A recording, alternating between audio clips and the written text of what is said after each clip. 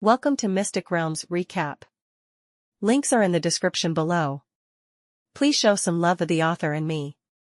On to the show. Why does that fella who is standing behind Inglos look so familiar? The face of the scrawny man tightly wrapped in the long black robe was as pale as that of a corpse, and the cold and ominous vibes he radiated confirmed Macklin's suspicion. Who could he be other than Sendros himself? God damn it. Why would Sendros appear at the Guild of Magic?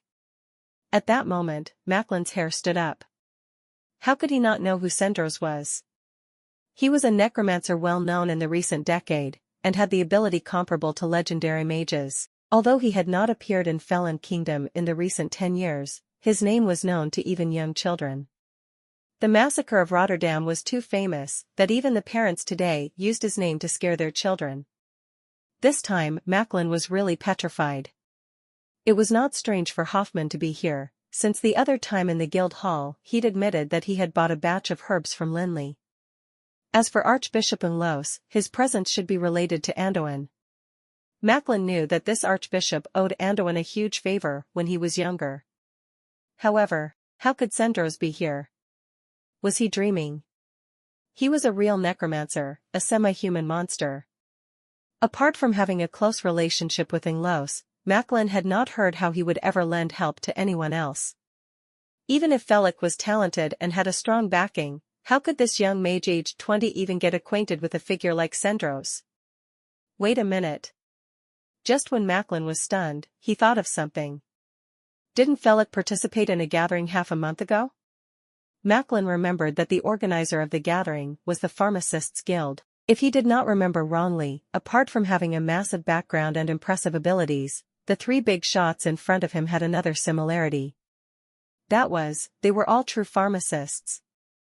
Ever since that gathering, Alana Guild of Magic had been visited by many big shots every other day, from Prince Lionheart Jonathan and head assassin Oro to Archbishop Inglos and the Fatso Hoffman. They were all like trotting horse lamps, and all said nothing when they came to the Guild of Magic.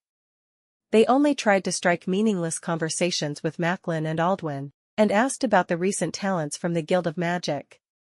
Freak, ain't Felix a talent? This time, Macklin understood it completely. The never-ending streams of big shots were all here to look for Felix. Felix must have done something that caught their attention during that gathering and attracted all of them to the Guild of Magic. This fella is too crafty. He did not even say a word about it when he came back.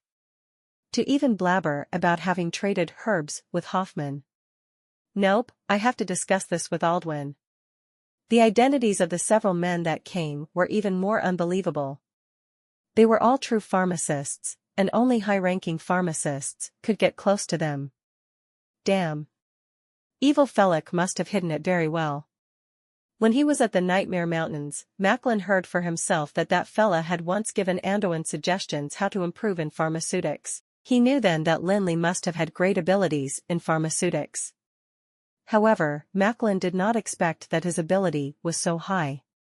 What did it mean to be a high-ranking pharmacist?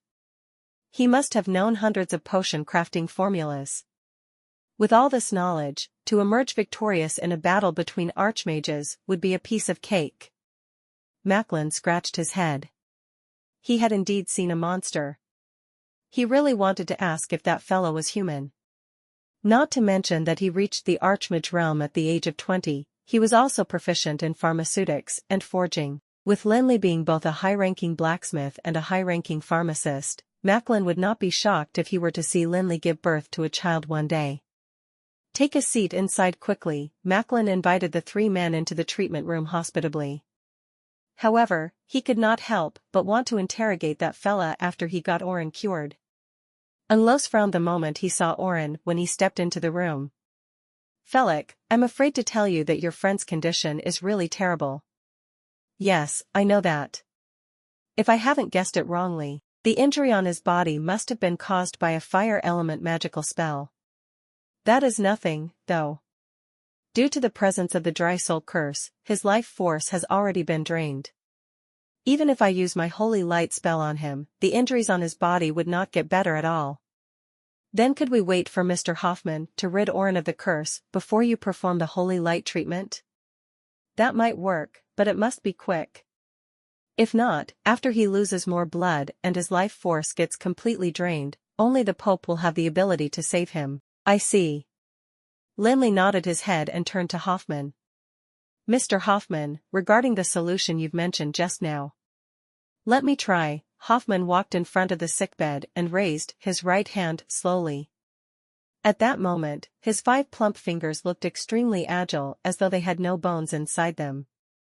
After a few weird hand gestures, a white ray of light shot out from his palm and covered Oren's wound instantaneously. During that process, Lin Li could clearly see that it was as though that ray of light had its own life force, which entered Oren's body continuously.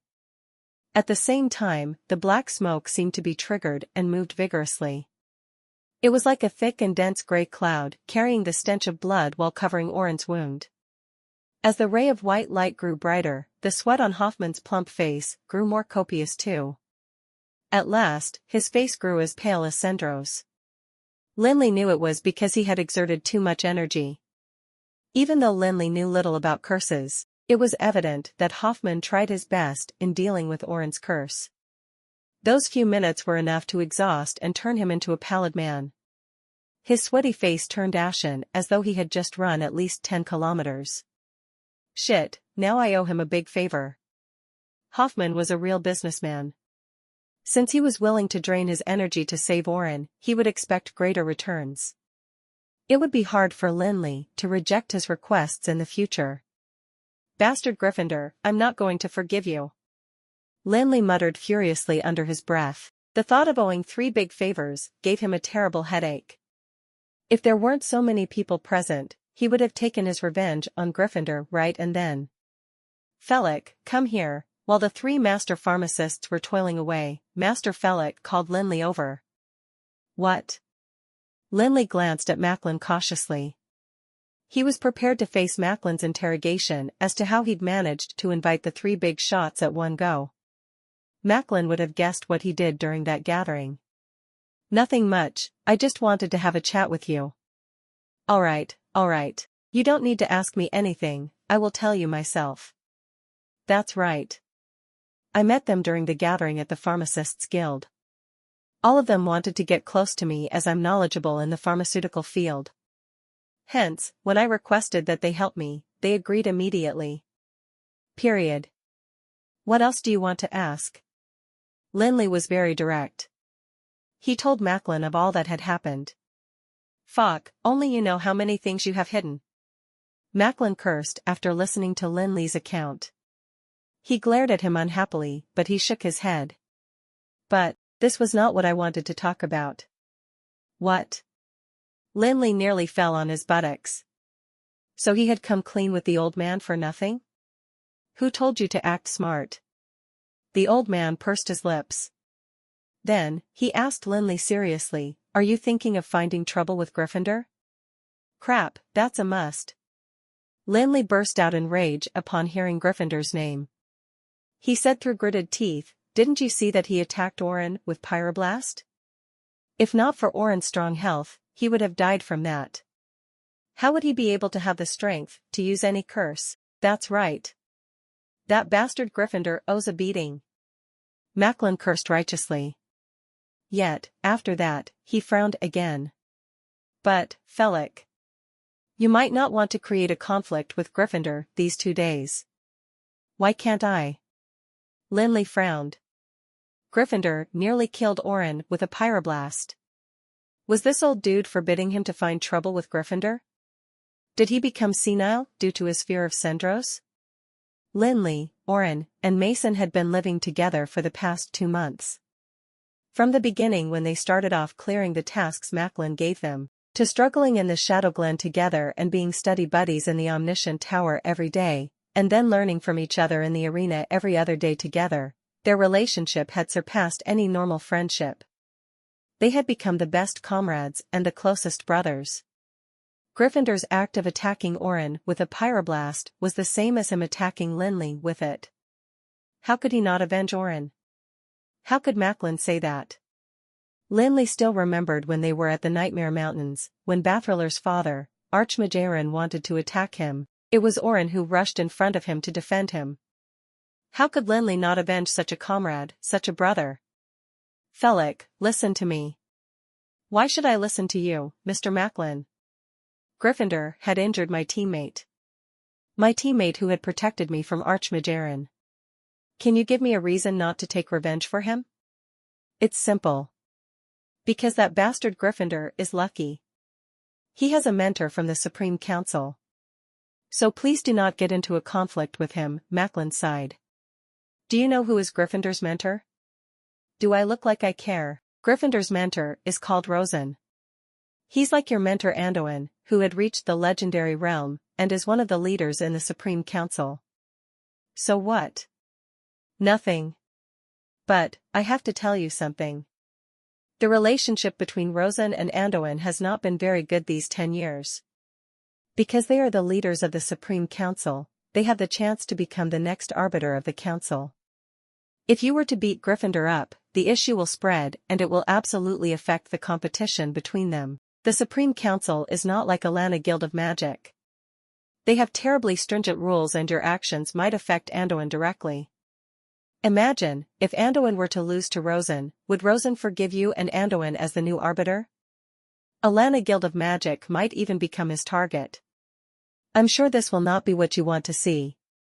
Really? Macklin's words stuck Lin Li.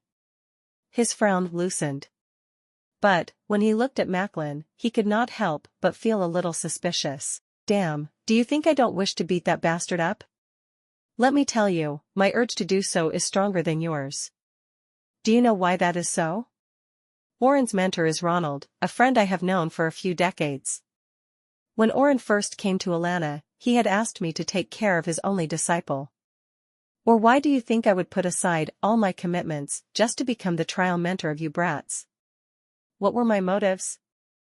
I just wanted to see for myself how powerful the magic genius that Jirian mentioned was, as well as take care of the student of my old friend.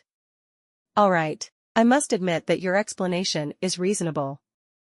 But, I just can't swallow this anger.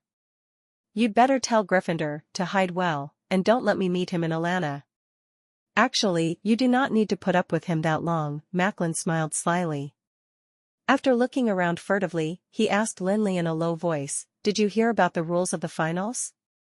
Lin Li froze and asked, "What rules?" Herza personally told me that the finals allowed accidental injuries. Really? Lin Li exclaimed and his eyes brightened immediately. He did not expect that it was allowed in the finals. Doesn't this mean that I can push the blame away if Gryffindor were to be harmed? The old man nodded gravely and confirmed his doubts. Yeah. That's great. But I would like to remind you that the finals will take place at the Sky Tower. Aldwin had established multiple mageweths to greatly lessen the impact of attacking spells. If you plan to injure Gryffindor, you have to use powerful magic. Noted, Lin Li nodded understandingly. He fixed his gaze on the omniscient tower in the distance. It seemed like he had to visit the tower one more time in these 2 days. He had not copied down that one magic spell that would create a devastating impact. When the two men finished conversing and returned to the treatment room, the exhausted Hoffman was already leaning against the back of the chair, resting.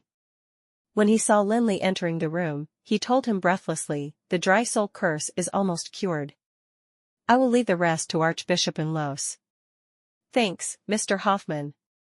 "It's nothing," Hoffman replied, and shook his head tiredly. "But let me go and rest now." "Will do," Lin Li replied. Lin Li was really glad after hearing that the curse had been broken. If not for the presence of the curse, with the ability of Archbishop Los, Oren would have been already saved earlier. Los really lived up to his title as one of the 4 archbishops of Dawn Cathedral. A simple ray of holy light from him was enough to summon an accumulation of divine power into the air. His abilities were on a different level relative to Bishop Raleigh. The wave of divine power was like a flowing stream, having tremendous momentum but not threatening, and was forever filled with a peaceful and harmonious vibe. When the divine power generated a warm white light, it was like a water curtain covered Oren's body. As the magnificent wave of divine power entered him, life could be seen from Oren's ghastly complexion.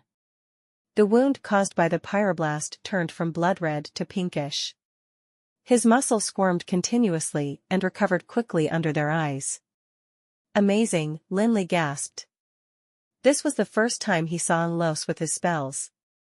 He could not believe that such a simple holy light spell could generate an effect much more powerful than the recovery potion. Could the legendary Pope revive a dead person using this as well? He saw how ignorant he was. He'd always thought magic was the most powerful force in the world. It seemed that the world of Amril was so huge that it was worthy to learn from other occupations as well. SCZ. When the warm light dispersed, Oren, who had been lying on the sick bed, finally frowned and let out a faint sound. "How are you, pretty boy?" Mason rushed over to Oren in surprise. Although he was insulting him, his tone could not veil the amount of concern he had for him. "Moron, shut up, thank goodness," Mason exclaimed in relief. Since that fella could scold people even before he opened his eyes, it meant that everything was well now.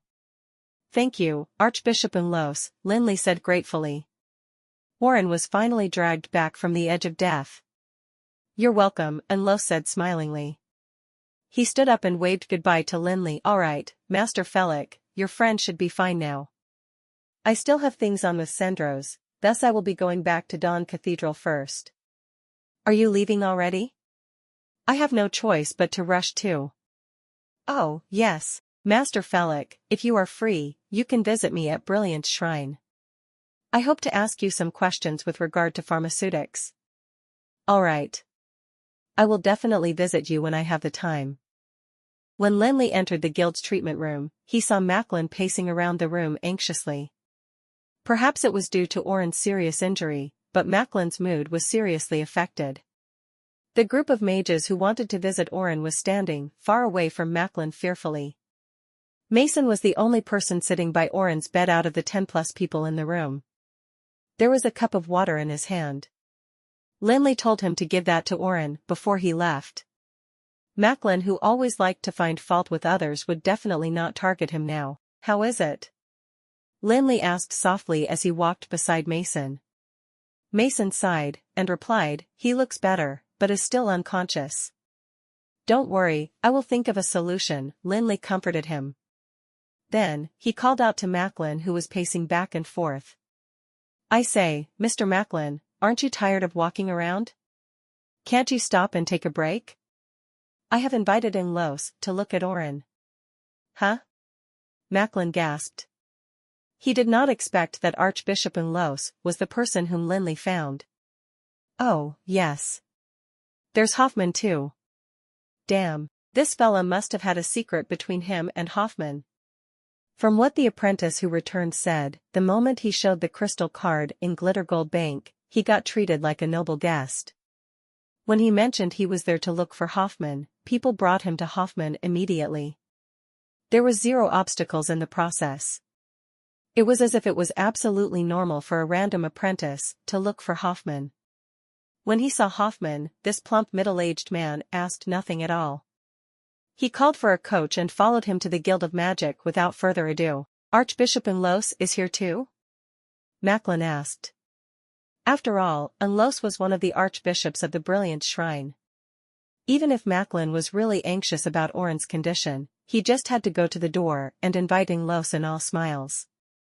It was a necessary etiquette that Macklin needed to observe, or else he might damage the relationship between the Guild of Magic and the Brilliant Shrine.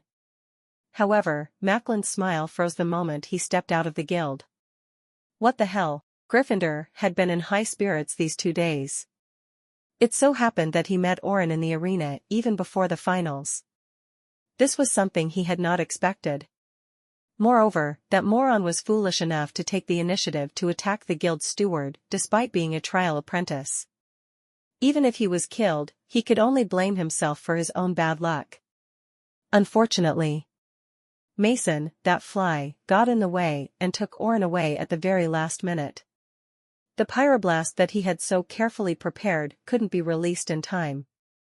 So be it, Oren was lucky this time. Anyway, he wouldn't survive more than a few days.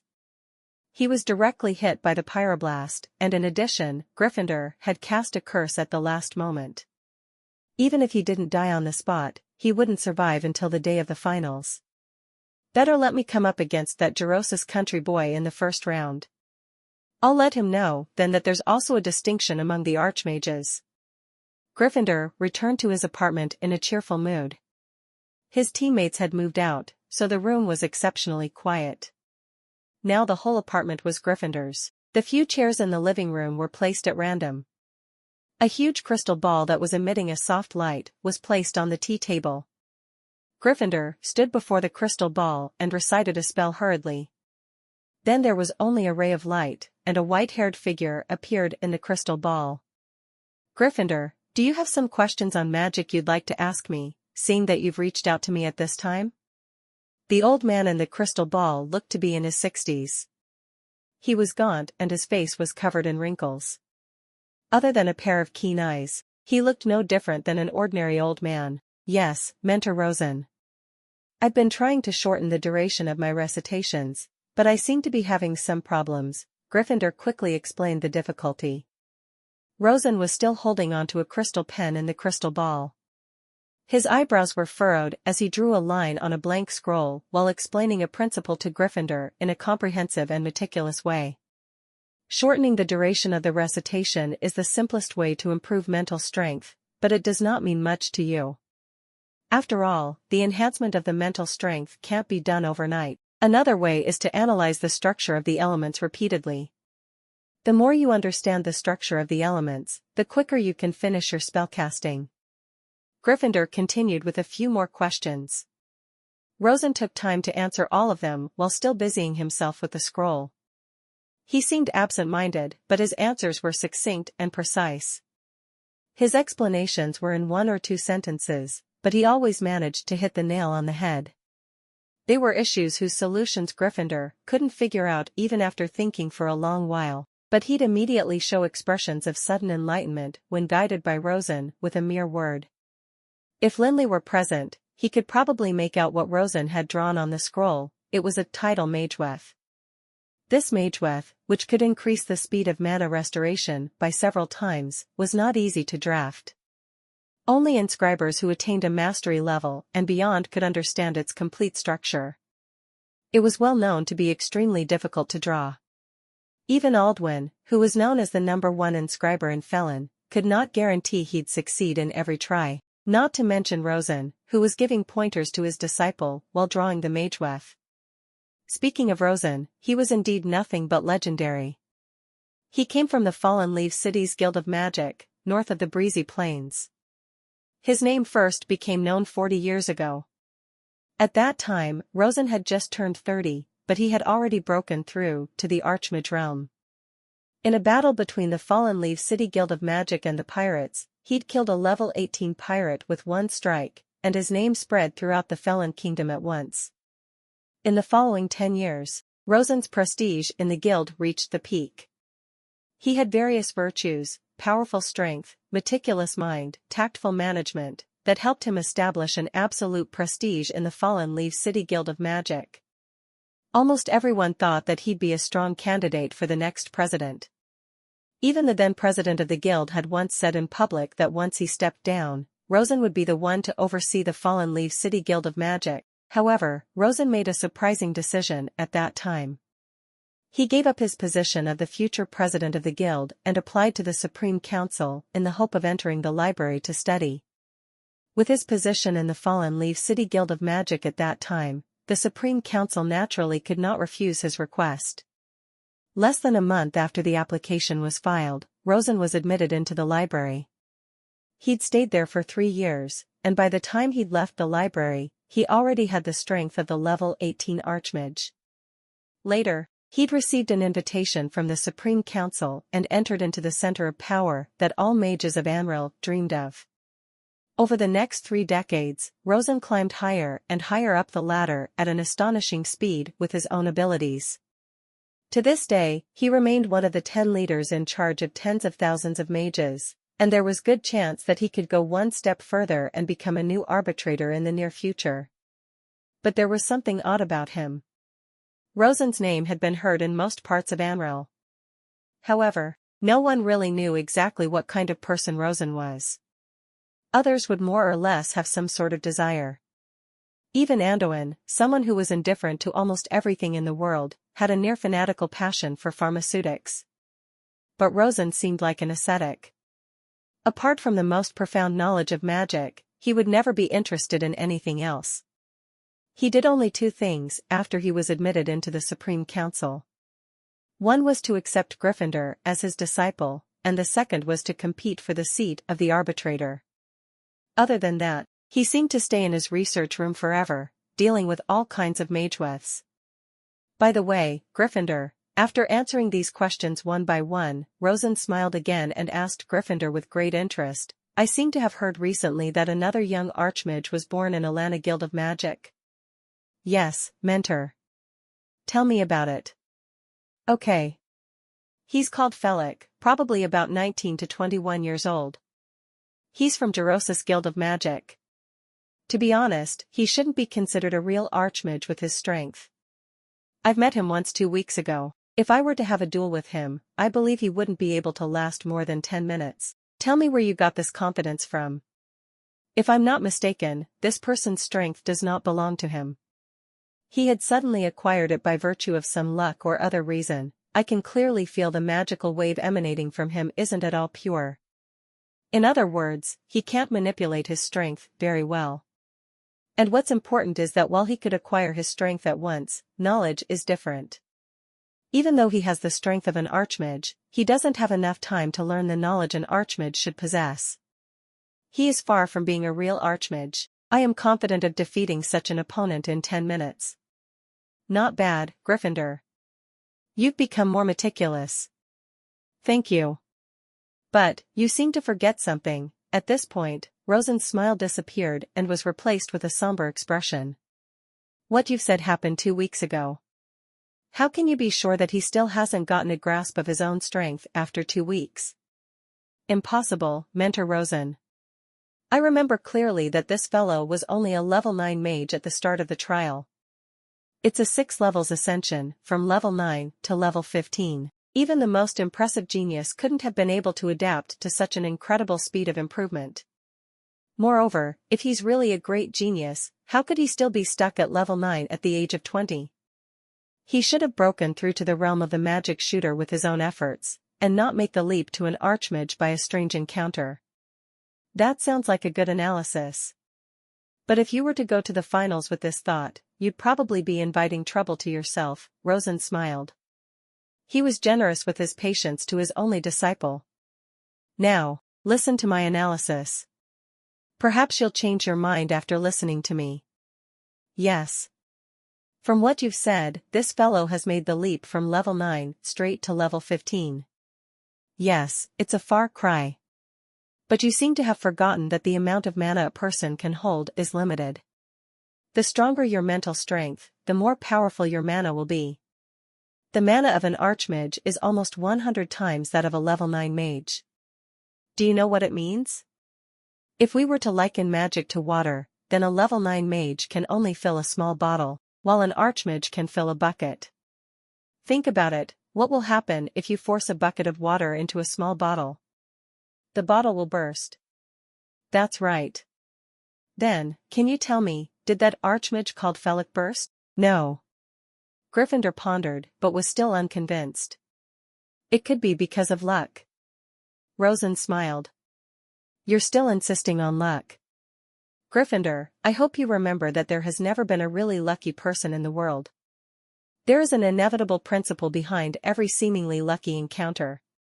The difference lies in whether you can grasp it. For the young man you're talking about now, there could only be 2 reasons. 1, he had concealed his strength when you first met him. 2, he has a terribly strong mental strength, and possessed the mental strength of an archmage at level 9. Gryffindor was shocked when he heard what Rosen said.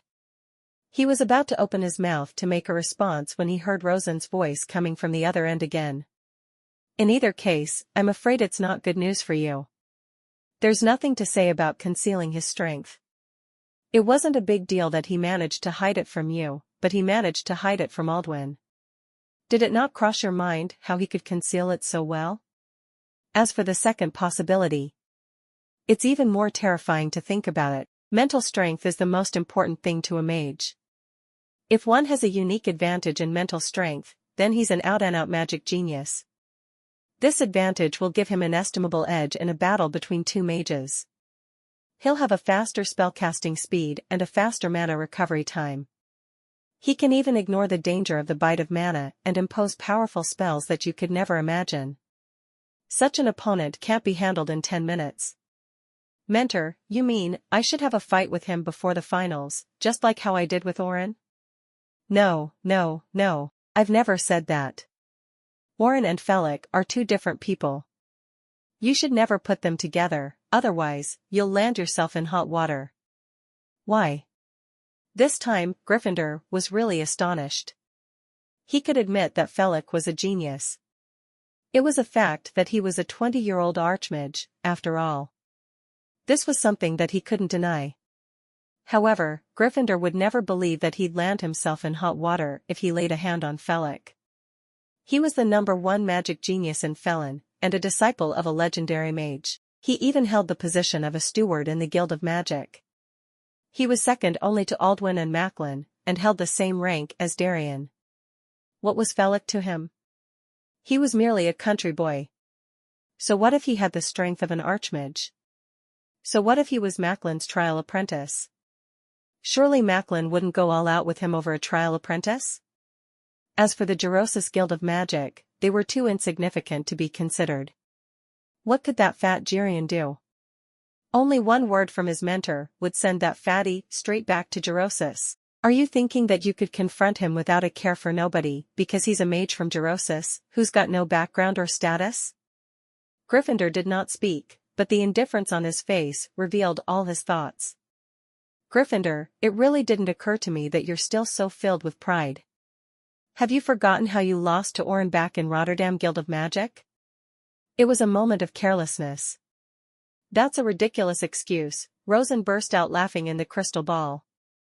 Gryffindor, do you still remember how many forces had tried to scout you when you've just become an archmage? A lot. Gryffindor's voice was calm, but there was some pride on his face. This was something he was proud of. Since he became an archmage, numerous forces had tried to pull him over to their side. Many of them were big figures who seldom showed their faces. Such a privilege was definitely one of a kind among young mages. Then have you ever thought how many forces Felix will attract, being an archmage who's even younger than you? The expression on Gryffindor's face froze. Ugh, he opened his mouth, but didn't know what to say. But, this is nothing, Rosen suddenly chuckled at this point. There's still the finals, right? You mean? My meaning is simple. You must never lay a hand on Felix before the finals. But perhaps you can inflict some unrecoverable trauma on him using the excuse that your hand slipped or something along the line during the finals. It'll be a pity, but it is allowed in the finals, after all. I understand. But Mentor, didn't you say that the lad was probably no weaker than me? Indeed, but don't forget, you're Rosen's disciple. How can I possibly let you lose in this finals? You can read the magic book I've given you the other time now. I've written a paragraph for you on the last page. Take a good look at that paragraph, and tell me what you should do after you've understood it. Yes, Gryffindor returned to his room and took out a black-covered magic book from under his pillow. On the last page, there was a passage written by Rosen himself. Gryffindor's eyes glowed brighter and brighter as he read through each and every word. It was very late at night, but the lights were on in Lin Li's room. He was looking up some information and making final preparations for the finals that'd take place the day after tomorrow. After arriving in Alana, Lin Li had never been this eager to win the finals as he was at present. Although he'd promised Girion, Macklin, and Anduin that he would do his best in the finals, it was only because he couldn't stand up to their demands. Even if he had given his promise, he held little regard for it in his heart. After all, a lazy and fearful fellow like him was not one to fight for glory. But this time, Lin Li was serious. Oren was still lying in bed. He probably couldn't make it for the finals that'd commence a day later. All this happened because of that fellow called Gryffindor. Lin Li had been living with Oren for 2 months. How could he not know that this young mage, who seemed indifferent to everything, really wanted to do well in the finals? Lin Li even remembered how Oren had once said that he was from the Rotterdam Guild of Magic, a place more remote than Gerosis. He hoped to clinch the first place in the finals, to let people know that Rotterdam was not only a place rich in wheat, but also a place with powerful mages. Unfortunately, he couldn't take part in the finals now. Other than wishing for his fast recovery, Lin Li could only win the finals on his behalf. In front of Lin Li was a book titled Introduction to High Elf's Print. He was struggling to find suitable common language to annotate the strange runes. In his other hand, he was holding the parchment scroll that Macklin gave him. He was attempting to translate the key words with his own efforts. Perhaps this spell would be of some help in the finals 2 days later. Matthias was meditating in the secret room of the Marathon family. No one dared to disturb him at this time, for they knew that the finals that would take place 2 days later would determine who was the real magic genius and felon. "Come in, Argus." "Master Matthias, what can I do for you?" Argus felt unfamiliar with the man before him. In just a month, the changes on Matthias' body could only be described as earth-shaking. Argus, who was once an archmage, couldn't help but feel surprised at the magical wave emanating from Matthias. It was simply too powerful. Even in his heyday, he couldn't have emanated with such a magical wave. But what Argus couldn't imagine was the change in Matthias' temperament. To be honest, Matthias wasn't at all likable in the past, but he was still respectful to him most of the time. After all, he was his mentor. But now, as he stood before Matthias, Argus felt chills all over his body, and it was as if he was being locked onto by a serpent's stare. The eerie feeling made his hair stand on ends. "Argus, have you prepared what I've asked you to prepare?" "Yes, Master Matthias." Argus swallowed his saliva and looked at Matthias in trepidation. Then he cautiously took out 2 magical crystals. "However, Master Matthias, the level 15 magical crystal you asked for is too rare. I have searched many places, but could only get 2 of them." "2?" Matthias held the 2 magical crystals in his hand and felt the surging magical wave emanating from them. There was a faint smile on his pale face. "1 each for the 2 archmages. It should be enough." Argus' heart tightened at the mention of the 2 archmages. He knew whom Matthias was talking about. He was talking about the 2 archmages in the Alana Guild of Magic. One was Felon's #1 magic genius, Gryffindor, and the other was Felic, whom he had once attempted to assassinate. He could no longer see through the present Matthias. He could only guess from his expression that these 2 magical crystals were specially used to deal with the 2 archmages. "This isn't good." Argus stood there respectfully, but he was in fact feeling anxious. Argus couldn't care less if Gryffindor died, he knew nothing about the latter anyway, but Felic could not die. He was still counting on Felic to restore his mana. If he died, wouldn't he have to stay a magic shooter for the rest of his life? At the thought of this, Argus plucked up his courage and asked, "Master Matthias, do you have a special use for these 2 magical crystals? If 2 pieces are not enough, I can try to find another way to help you get 2 more pieces. You'll know in 2 days." Fortunately, Matthias seemed to be distracted. Although there were some flaws in Argus' words, it did not arouse his suspicion. He just held the 2 magical crystals tightly, and his eyes were full of hatred and irony. "Archmages, eh? I'm going to show you this time that there's another archmage besides the 2 of you." It was exceptionally sunny in Alana on this day. Lin Li woke up early in the morning. He took the little dragonhawk out for breakfast as usual and spent some time at Buck's store on his way back. He chatted with Buck, who was going to leave Alana soon. It was not until the streets began bustling that Lin Li made his way back to the Guild of Magic. It was a special day for the Alana Guild of Magic. The mages from the 24 guilds of magic would be ending their 2.5 months long trial on this day. In order to bring the finals to a successful end, the entire guild had been hard at work since early morning. Aldwin went to the Aurora Square first thing in the morning. He set up 4 mageways of the mastery level to ensure that there'd be no unnecessary casualties in the finals. Of course, he had the help of Darien, who was second in inscription only to Aldwin in the entire Alana Guild of Magic. Setting up 4 ManhwaRecaps was a complex and huge undertaking, and Aldwin definitely couldn't have done it alone. Even Macklin got up early on this day. He rarely dressed formally, but at present he looked just like a respectable elder, wearing the robe of the void and holding the maroon staff in his hand.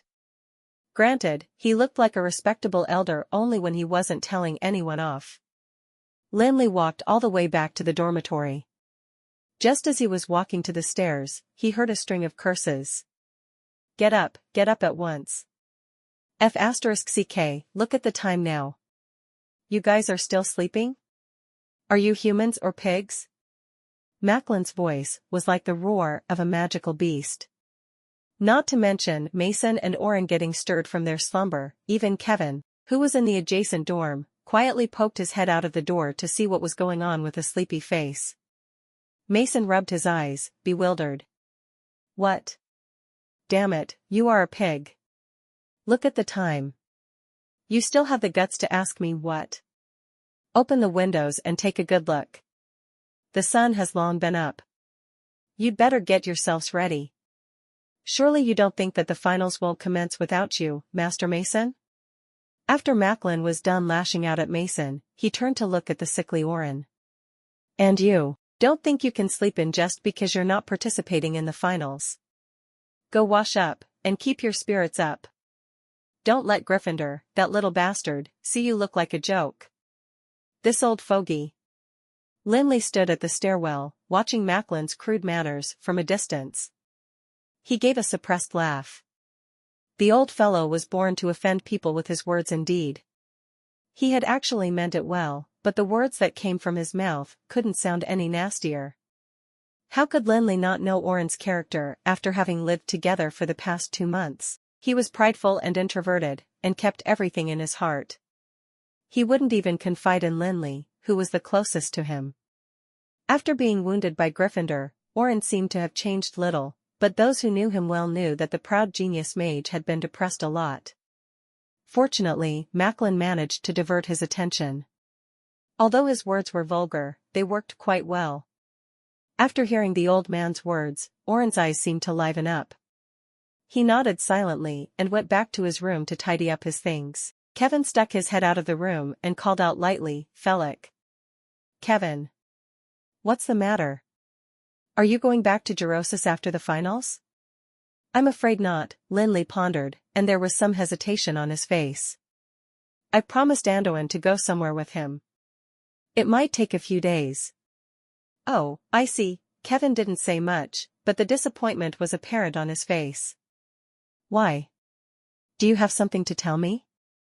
And nothing, Kevin hesitated, and continued, I'm just worried about Emerald Tower. Both of us aren't around. I'm afraid the Emerald Tower will be in danger if the Shadow's Nest decided to make a move. Don't worry about the Shadow's Nest. If my guess is correct, they won't be making any moves for the time being. Moreover, your uncle is still there. But, uncle. Kevin knew he had said something wrong the moment he opened his mouth. He wanted to change the topic, but it was too late. Lin Li's eyes were fixed on Kevin as he asked in a solemn voice, what about Jirian? Nothing. Shoot. Really, it's really nothing. Kevin wanted to assure Lin Li with a smile, but the one that he barely managed to squeeze out was uglier than a frown. Spill it. Don't be so hard on yourself, Lin Li shook his head resignedly. An honest person like Kevin just couldn't lie. He'd start stammering once he was nervous, and all his emotions were written on his face. He couldn't even lie to himself, let alone lie to someone else. I can't, Felix. Uncle Jirian has given me a death order. I mustn't say. Are you going to speak or not? Lin Li glared menacingly at him. Lin Li had established his reputation in the months spent at Gerosis Guild of Magic. Even those mages who had doubts about him had to admit that it was because of this young man that the Emerald Tower had its place this day. Kevin, who was among the first few people to come to know Lin Li, worshipped him absolutely. For a moment, Kevin became nervous at the sight of Lin Li's rage. He swallowed his saliva with difficulty, and said in a hoarse voice, "Uncle Jirian won't let me talk, but I think you should know about this." Uncle Jirian was badly injured when the Shadow's Nest attacked the Demon Fall Valley the last time. He had released a level 18 spell to allow for the guild's mages to escape. You should go back to see him after you finish the trial. You told me you had a friend whose mana collapsed. You were talking about Jirian? Lin Li kept his stare on Kevin. He found it hard to believe that the fat old man, who was always energetic and swearing, would be lying in bed at present. Yes. Okay. I'll let Andoin know. I'll return to Gerosis with you once the finals is over. This was a real grand magic event. The Aurora Square grandstand, large enough to accommodate thousands of people, was filled. Thousands of mages from the Alana Guild of Magic came, including the president, Aldwin, and the young apprentices in their teens as well as the dignitaries of the city. Even Prince Lionheart Jonathan came on behalf of his brother, His Majesty of the Felon Kingdom. The Aurora Square was oval, following the style of arenas from the Dark Ages. The magical shield field around the square was set up by the Supreme Council, and could withstand the impact of a legendary spell. In the four corners of the square, there were 4 mastery-level mageweths glittering with purple light. They were Aldwin's masterpiece. Facing the Aurora Square was the VIP stand on the grandstand, where Aldwin sat. The men who sat beside him were all big figures. There was Herza from the Supreme Council, Archbishop Unlos from the Brilliant Shrine, Hoffman from the Glitter Gold Trade Union, His Majesty's brother, Jonathan, Sendros from the Darkness Shrine, and Oro, Felon's top assassin. All of them were revered and well known. As for Darien and the others, they could only sit in the corner far away from them. Herza departed from his usual listless self as he asked Hoffman with great interest, "Hoffman, what are the odds that Glitter Gold has for Gryffindor this time?" He was old friends with the fatty beside him. How could he not know that Glitter Gold would impose a handicap in such competitions for the wealthy gamblers to bet on? 1 to 4. Oh? Herza was stunned. He didn't expect Hoffman to put forth such odds. Gryffindor was the #1 magic genius in Felon. Even a fool knew that he had at least a 90% chance of winning. If Gryffindor were to clinch the final victory, the loss that the Glitter Gold Trade Union had to bear would be an astronomical figure. Looks like the trade union doesn't have much confidence in Gryffindor. On account of our decades of friendship, throw me a bone, will you? Which trial apprentice do you have your bets on? I can't tell you. It's a trade secret, Hoffman laughed unabashedly. He thought, this old fella must have placed a heavy bet on Gryffindor. I'm putting my bets on all you fools who think that Gryffindor will win. Hoffman took a big risk in order to make a big profit in the finals this time. He'd adjusted Gryffindor's odds to be higher from the start to attract the rich gamblers. The odds of 1 to 4 would not make much of a difference if it were to be imposed on others, but not for Gryffindor. It was almost the same as giving money away for free. Gryffindor was the #1 magic genius in Felon. Those who were well informed already knew that the young man had broken through to the Archmage realm a month ago. As for the other trial apprentices, the strongest was only level 14, and the weakest was a mere level 9. It was not too much to say that Gryffindor's strength was the most outstanding among the rest. With a powerful strength like this, and high odds, where else could they find such a good deal? Hoffman was precisely counting on this mentality among them. In fact, if it hadn't been for that recent pharmaceutical event, perhaps even Hoffman would have thought that Gryffindor would emerge as the victor for the finals. However, Hoffman saw with his own eyes how the young mage called Felix controlled the flaming hands with one hand and a chilling touch with the other at the event, and the void power potion was completed like a magic show. Putting aside his consummate pharmaceutic skills, just the magic skills he'd displayed were enough to make any mage's hair stand on ends. He had controlled 2 spells at the same time, and they were one of fire and one of ice, no less. Felix's strength could never be any worse than Gryffindor's. Also, he was a potion master. The roles a bottle of potion could play in a battle between 2 mages could not be covered in 1 word or 2. It was no doubt a huge gamble this time, but Hoffman was never worried that he'd lose.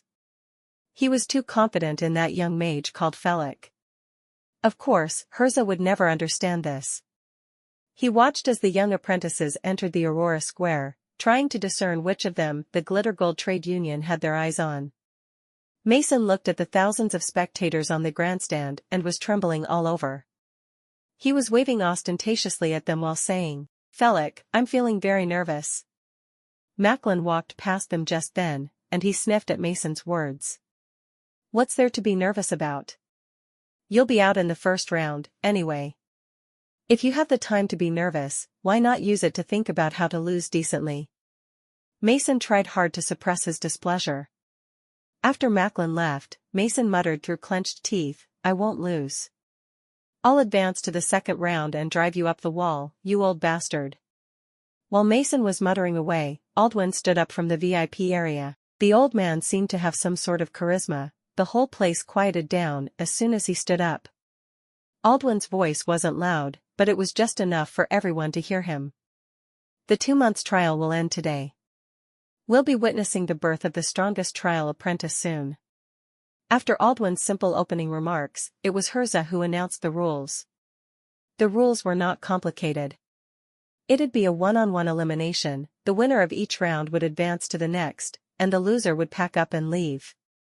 It was straightforward yet cruel. The ruling of victory was also clear at a glance.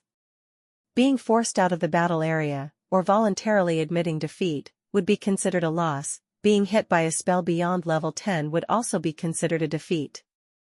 They decided the table of matches after the announcement of the rules.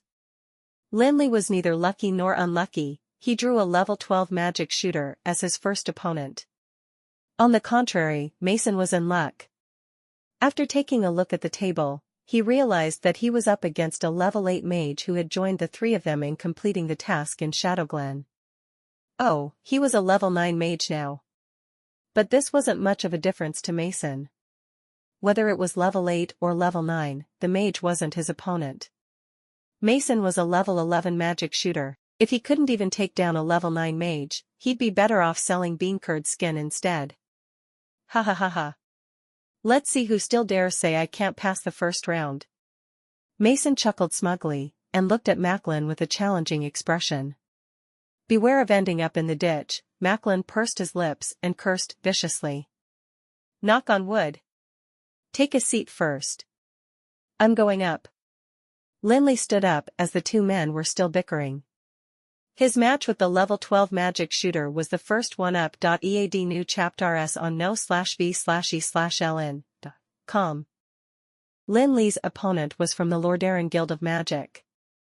The fellow looked to be in his 20s. He had a full beard on his face and was nearly 2 meters tall, which made him look like a tower in the Aurora Square. If he hadn't worn a mage robe and held a magic staff in his hand, perhaps most of the spectators would think him a warrior. An archmage in black mage robe stood between the two of them. As they came up to the arena, the archmage announced in a clear and loud voice, "Let me introduce the two apprentices for this round, Loken from the Lordaeron Guild of Magic, and Felix from the Gerosis Guild of Magic."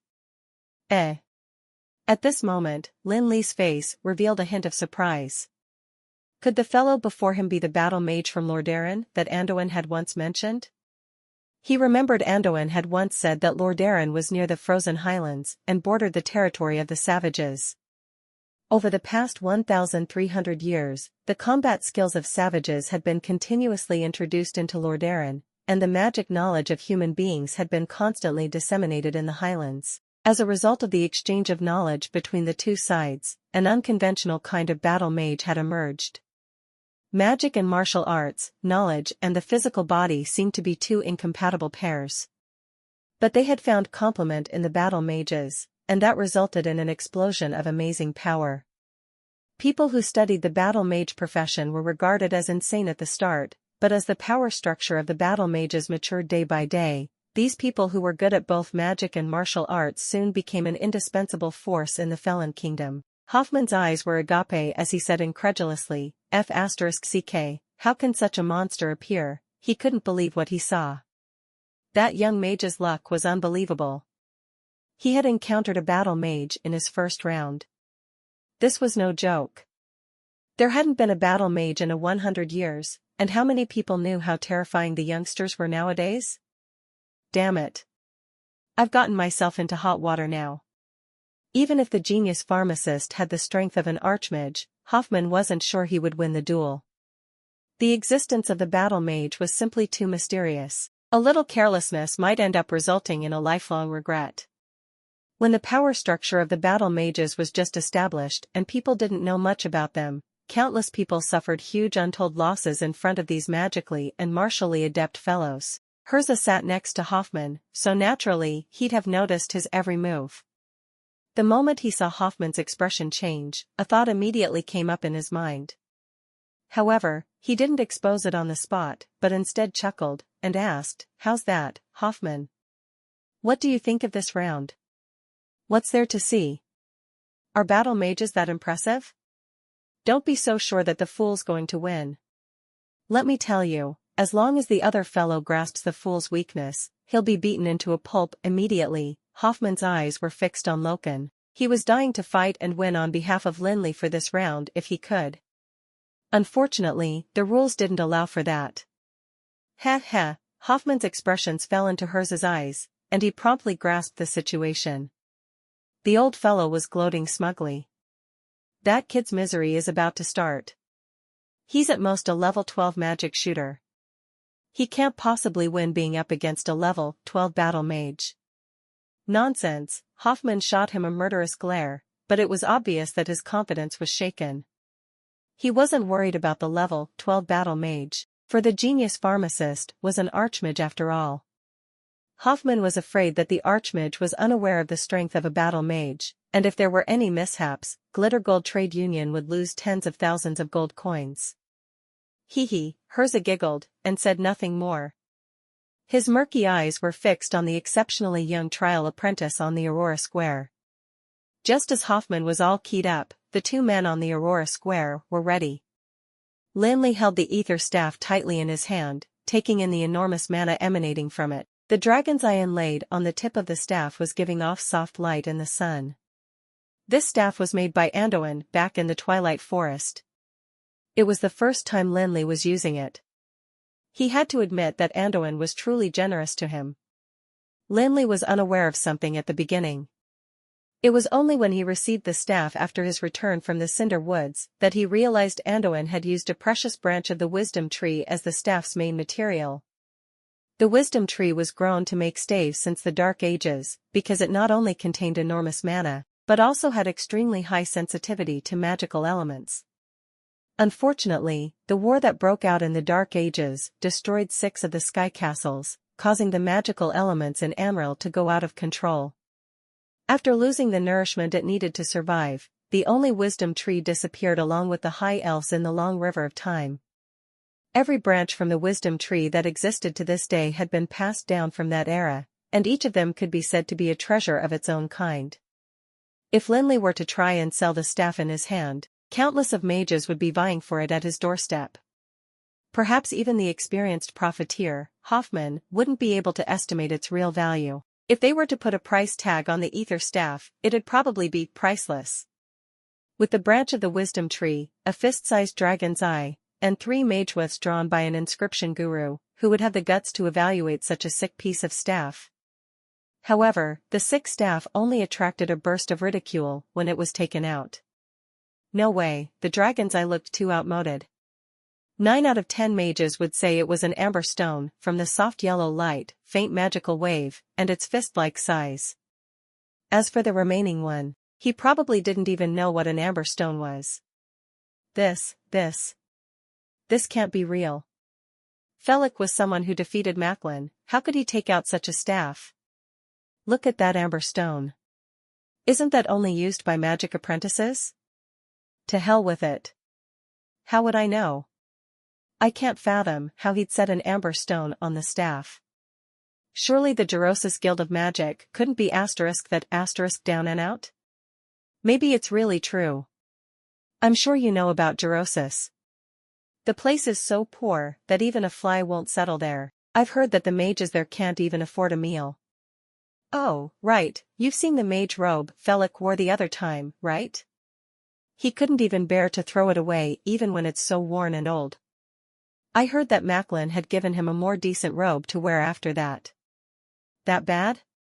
Absolutely. This simply can't be real. He'd actually set an amber stone on a pretty decent staff.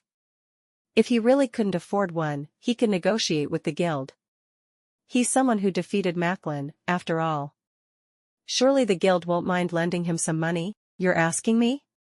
How am I supposed to know?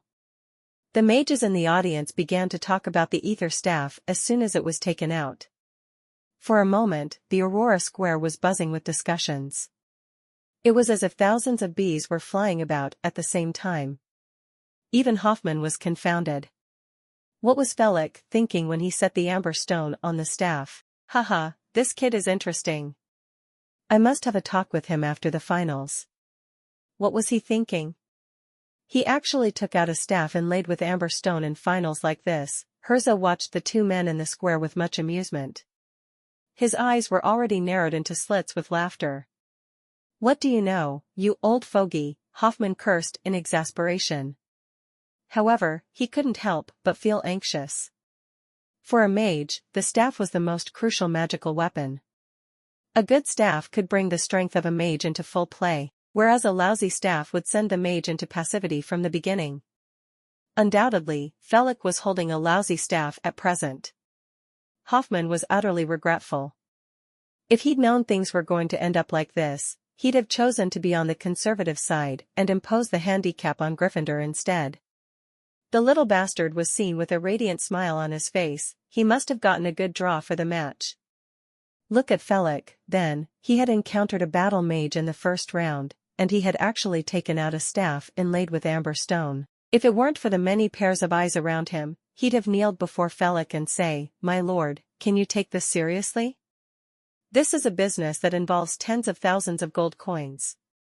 You could have told me earlier if you're short on cash. I could give you a staff that's worth 1 million, no, 2 millions, for free." There were at least thousands of mages in the spectator seats at this time. In addition to them, there were the big figures on the VIP seat. All of them had keen eyes, in particular an experienced merchant like Hoffman. The amount of gold coins that passed through his hands could pile up into a mountain, and devil knew how much magical equipment he had seen in his life. However, this time, they had misjudged. Granted, they could hardly be blamed. The dragon's eye was too deceptive. Who could have thought that there'd be a fist-sized dragon's eye in the world? It could probably frighten someone to death if it was made known. To avoid becoming a murderer, this had to be called an amber stone. The stress was much less if it were an amber stone. Although a fist-sized amber stone was rare, it wasn't entirely unbelievable. Loken took his place in the center of the Aurora Square. He propped the staff in his hand heavily on the ground, giving out a clear and loud plop sound. F***ck. Lin Li felt miserable all of a sudden. He cursed inwardly, since when are iron rods used as magic staffs, star. If he were to be hit by the iron rod, wouldn't it be the end of him? Looks like both of them are ready. Let the match begin. Once the referee announced the start of the match, a violent magical wave began to spread on the Aurora Square. Loken's recitation was fast and hurried, and 3 spells, the hastening spell, potent spell, and stoneskin, landed on Lin Li at the same time. Then, there was a rush of heavy footsteps, and Loken threw himself on Lin Li like a cannonball. Almost at the same time, Lin Li raised the ether staff in his hand high up. There were no recitations nor complex hand gestures. A bone-chilling aura emanated and spread dozens of meters in an instant. At that moment, everyone saw that a plume of white mist rose and innumerable ice shards danced around amidst it. F***ck, it's an instantaneous crystal nova. The mages in the spectator seat stood up almost instantly. Oh, my God. Hoffman's voice sounded like a pig about to be slaughtered. He leapt up from the VIP seat with a face full of surprise. He was in a frenzy. This fellow had the knack of scaring someone to death with a single brilliant feat. Hell, an instantaneous crystal nova. The crystal nova was a through-and-through level 8 spell. Even a legendary mage like Aldwin wouldn't dare say he could release it instantaneously. However, that young mage who was barely 20 years of age had done it. Just look at the plume of mist and the flying shards of ice. Hoffman's energy instantly perked up as he thought, I'll slap anyone who says that this isn't a crystal nova, star.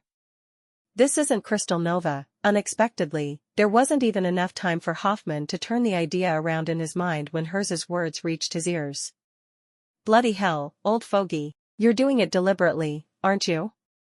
Hoffman's face was flushed with anger. If he'd been a match for this old fellow, he would have beat the air out of him long ago. Open your eyes. What? Hoffman gave a start of surprise. Then, the battle situation on the Aurora Square hit him like a hammer.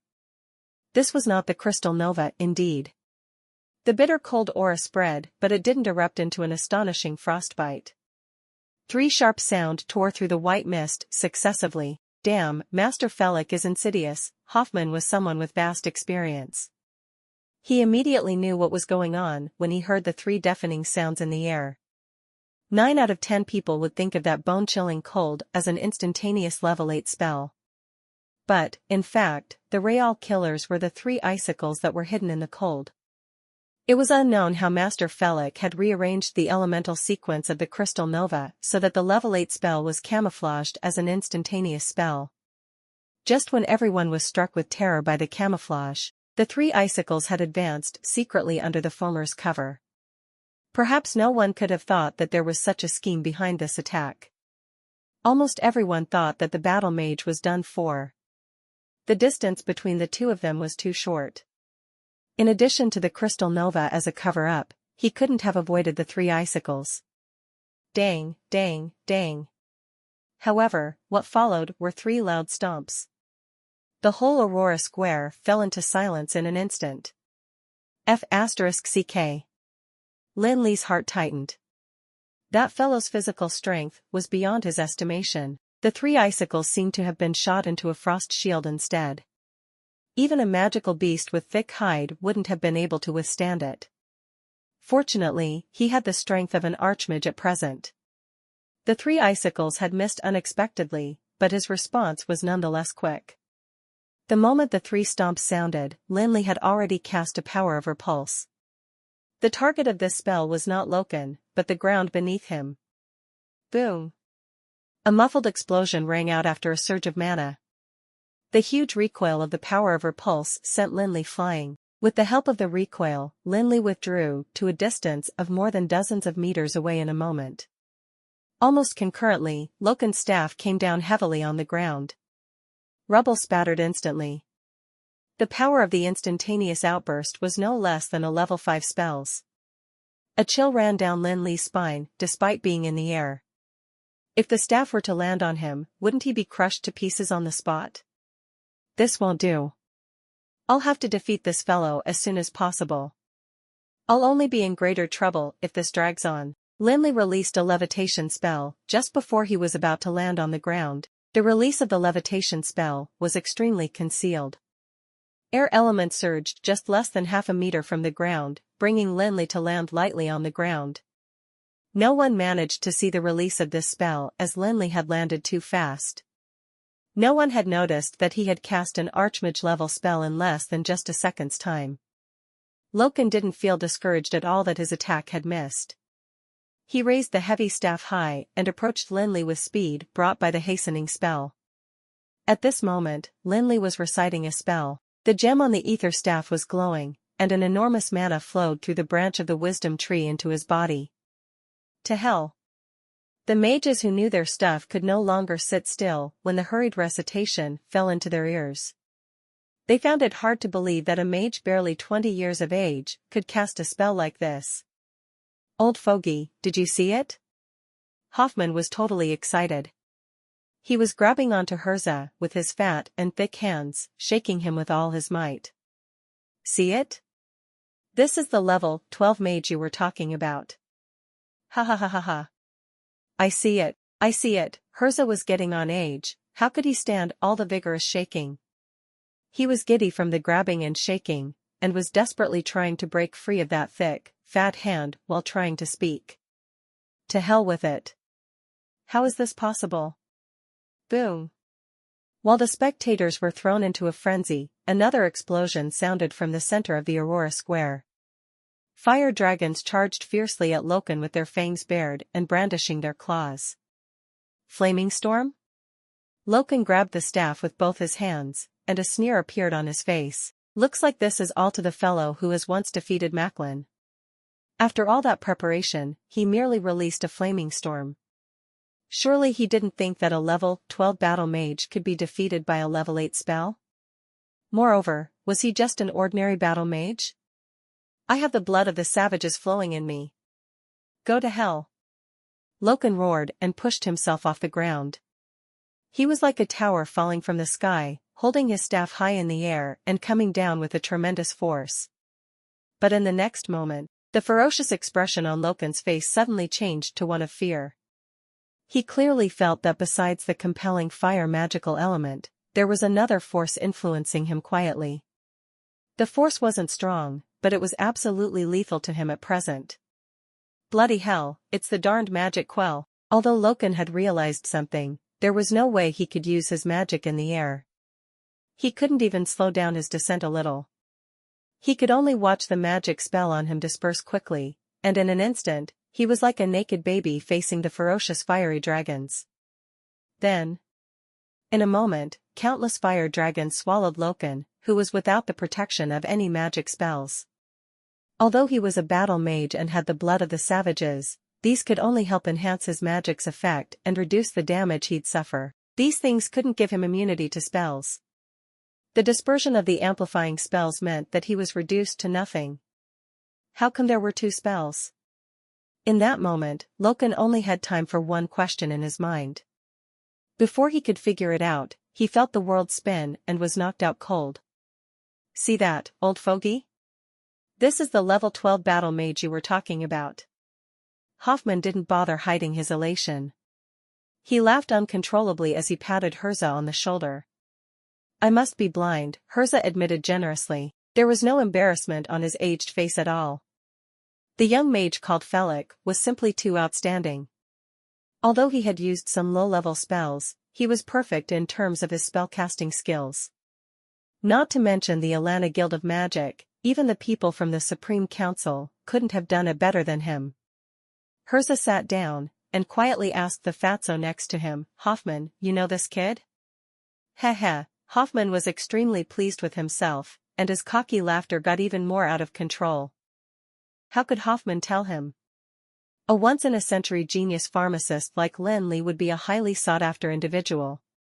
Letting another force in on such a talent's identity would mean more competition. Hoffman had never mentioned it, but he was already planning on how he'd bring this young man into the Glitter Gold Trade Union. The potion formula was just a test. As a businessman, he was more adept at beating around the bush and building trust as compared to people like Jonathan and Inglos. Hoffman was shrewd indeed. After that pharmaceutical discussion event, there were at least a dozen forces vying for Lin Li. But at present, there seemed to be only a hopeful few, and that included Hoffman's Glitter Gold Trade Union. He had gotten into Lin Li's good books with the Book of 10,000 Incantations, and had Lin Li owe him a favor with the Dry Soul Curse. If nothing would go wrong, Hoffman believed that the Glitter Gold Trade Union he represented had the highest chance among all the other forces. It was a 20-year-old potion master they were talking about. It was a matter of time before he broke through the level of a pharmaceutics guru. When the time came, everyone would be at the beck and call of the Glitter Gold Trade Union. Seeing that the opportunity was just within reach, Hoffman held his guard up against Herza. Herza represented the Supreme Council. When Felik joined the Gerosis Guild of Magic, he joined the Supreme Council's influence as well at the same time. It was simply too easy for the old man to win Felik over. He'd only need to hand down a transfer order, and all the forces, including the 2 holy shrines, could only watch as the genius pharmacist entered the Supreme Council. Fought. I'll only tell you over my dead body. Hoffman clenched his teeth determinedly. However, there was perplexion on his face. How would I know? I'm not from the Guild of Magic, so it's natural that I know nothing about him.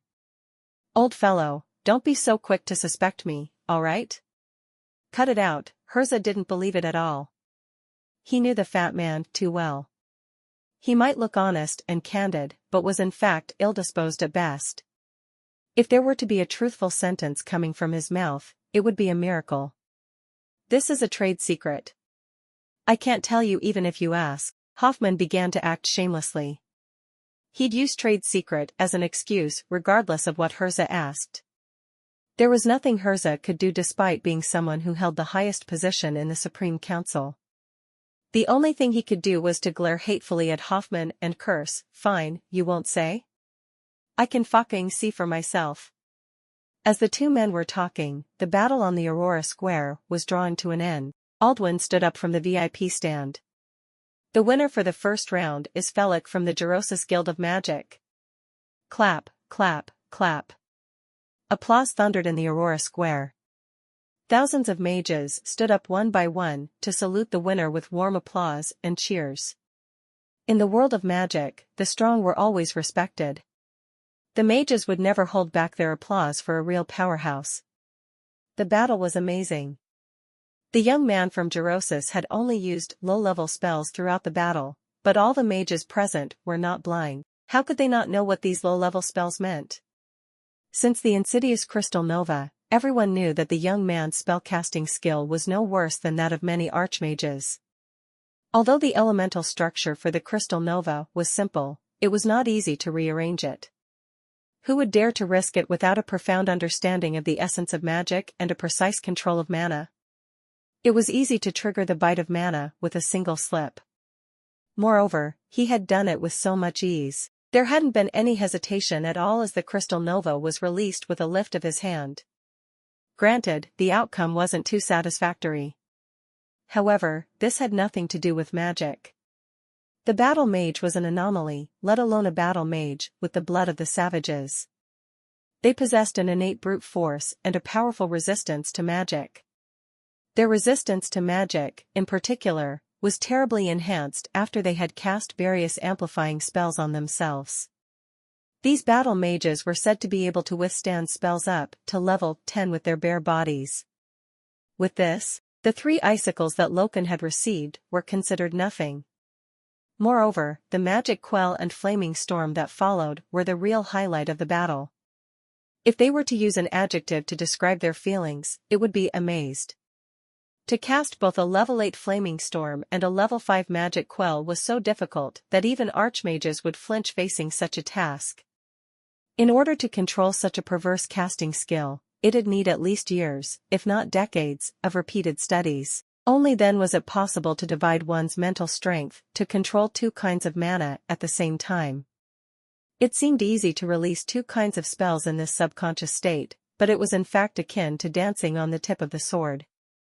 A slight mistake would result in a horrible end for the mage. There was no lack of archmages among the thousands of spectators. However, none of them was confident enough to say that they could display such a perfect casting skill like the young man. Nobody thought the applause and salutation were unfitting. "Well done, Felik." Mason was over the moon seeing that his roommate had won with such ease. "I just took advantage of the opportunity," Lin Li giggled, and asked Mason, "When does your round start?" "I'm in the 3rd round. Don't worry. Do I not know Larry's strength? It'll be a piece of cake. I'll see if that old man dares to jinx me when I advance to the 2nd stage." "Fool. It's good to be confident, but it's best if you can get a grasp on the situation." Nobody knew when Macklin had come. The old man was like a ghost, appearing behind Mason without any sound. Weren't you at the VIP stand?" "Fool." Felik achieved a splendid victory. As his trial mentor, I have to come over and compliment him. But you, kid, you'd better be cautious. I'm not joking. Larry has improved tremendously ever since he returned from Shadowglen. I'm afraid he's not any weaker than you." "For real?" Mason was slightly stunned. The old fellow really did not look like he was kidding. Has Larry really made a tremendous improvement recently? F***ck, why am I so unlucky? I thought I'd picked a weakling. Who knew this weakling had gotten a boost? "You'll know when the battle starts," Macklin said gloatingly. Then, he turned his gaze to the Aurora Square. "Eh? Seems like it's Gryffindor's turn now." "Oh?"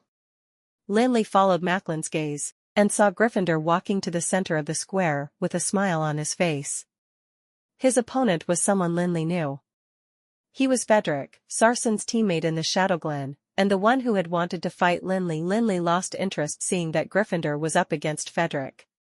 That fellow could not be more than level 12 in strength. He was almost like an ant in front of Gryffindor. To figure out Gryffindor's ability in this match was like asking for the moon. To be honest, this was what everyone thought, including Fedric himself. He wanted to just drop dead on the spot as he stood before Gryffindor. He had never thought that he'd be so unlucky to have picked Gryffindor in the first round. Gryffindor was the #1 magic genius in Felon. He had broken through to the Archmage realm in his 20s. Although Fedric had improved tremendously ever since he'd returned from the Shadowglen, he was only at a mere level 11. How could he possibly win against Gryffindor, who could crush him with just a finger? Mage Gryffindor, please go easy on me. Perhaps only Fedric knew that this was not merely a conventional remark. He really wanted Gryffindor to go easy on him. Mage Fedric, you're too humble. Gryffindor chuckled, and said nothing more. He took 2 steps back and pulled their distance away further. At the same time, he gestured to the referee to indicate that he was ready. Looks like both apprentices are ready. Then, let the match begin. Fedric began his recitation as soon as the referee's voice fell. His voice was rushed and hoarse. The magical waves around him were in so much disorder that even Lin Li, who hadn't paid much attention to the battle, could feel it. Fedric was on the verge of suffering a bite of mana. His recitation speed was simply too fast. There was a compression of time in every 3 characters of the incantation. This was something only an archmage could do. Fedric, a magic shooter, was only seeking death doing it. However, Fedric had no other choice. His strength was worlds apart from Gryffindor's. The only thing he could do was to earn a slight chance for himself with a supernormal spell at the beginning, when they were still on the same starting line. Unfortunately, Gryffindor did not give him the chance. Fedric was halfway through his recitation when he suddenly felt the flow of mana in his body being blocked. Darn, mana retroaction. So soon? Fedric's heart tightened, and his chubby face turned ghastly white at once. He couldn't understand how Gryffindor had released a mana retroaction so soon. There was no sign at all. It was as if the spell was released with just a thought. There was a great disparity in strength, and with the mana retroaction from the start, everything that came afterwards was well within expectations. After the mana retroaction, Gryffindor didn't even bother to take another look at his opponent. He raised his hand and released a flaming storm.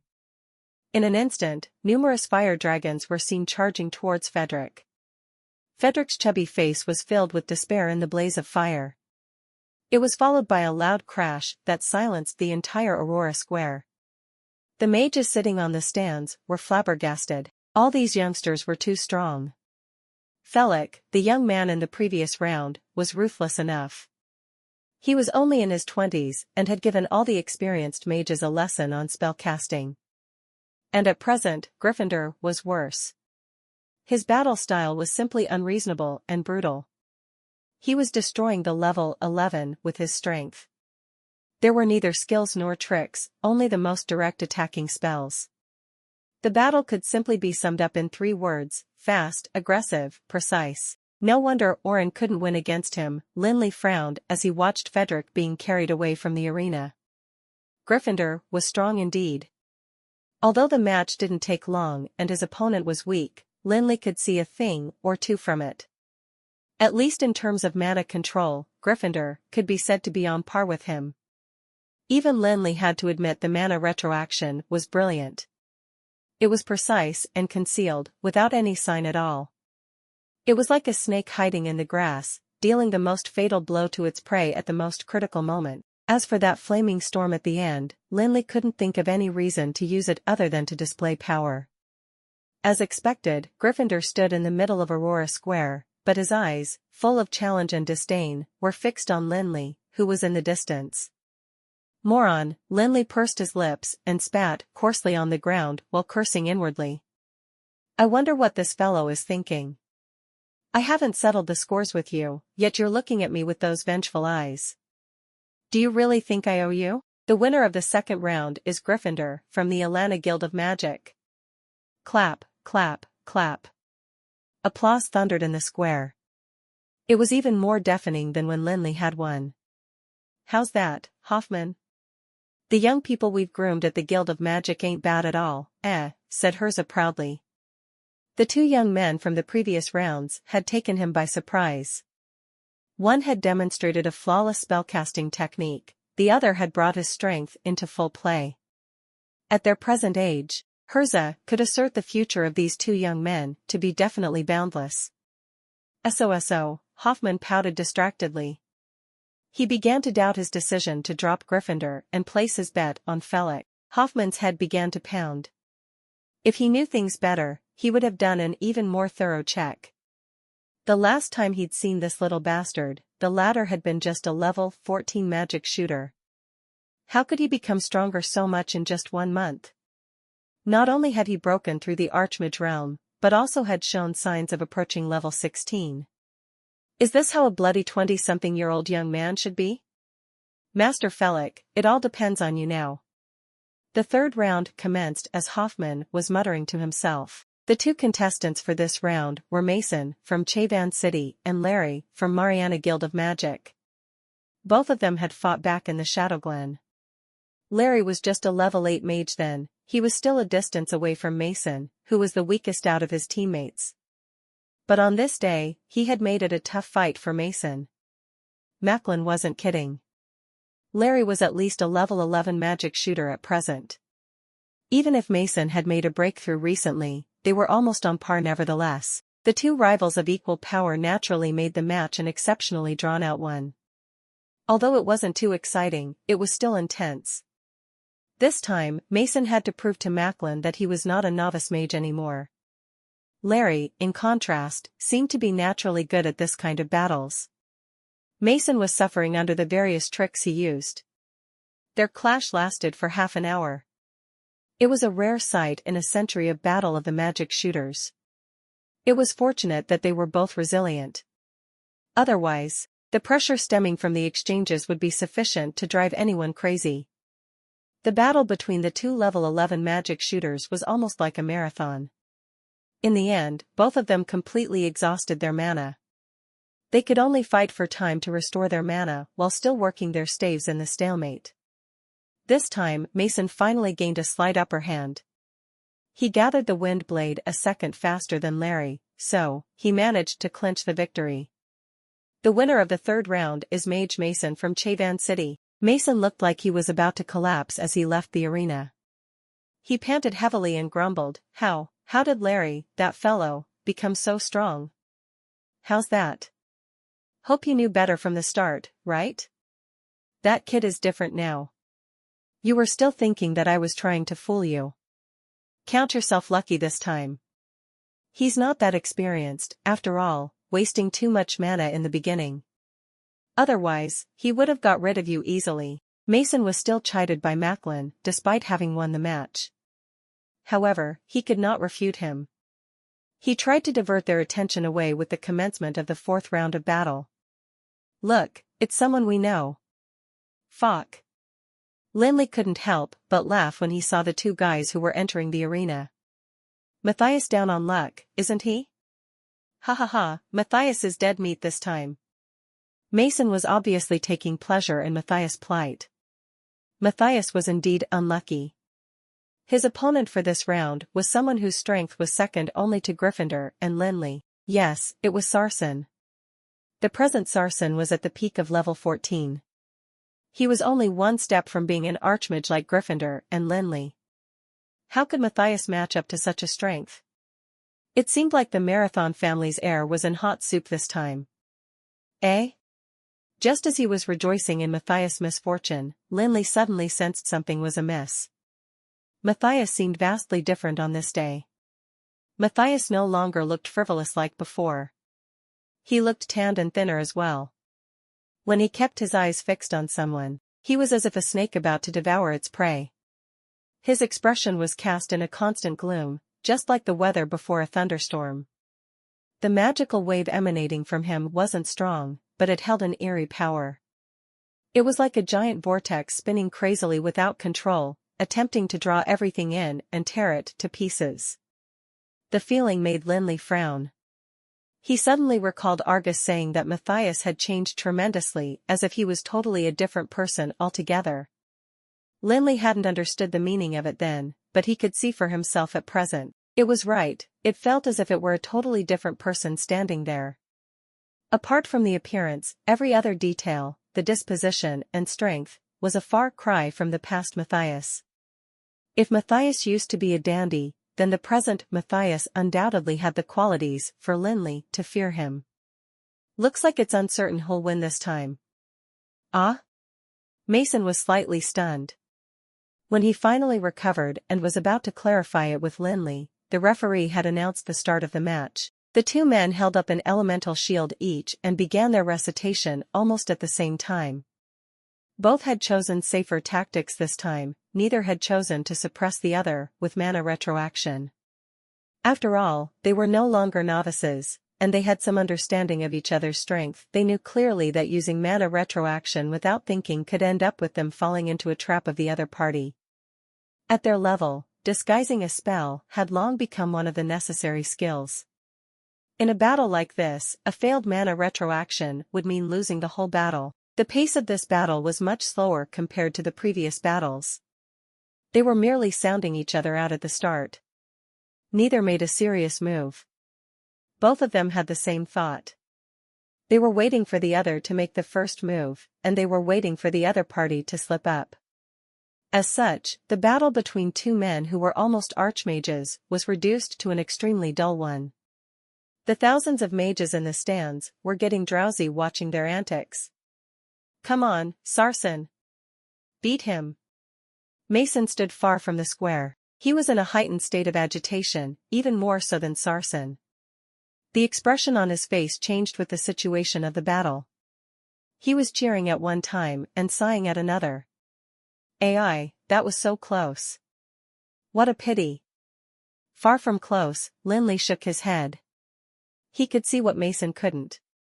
The previous contact might have looked like a missed opportunity for Sarsen to clinch the victory, but in fact, Lin Li knew very well that Matthias had left the opportunity for him.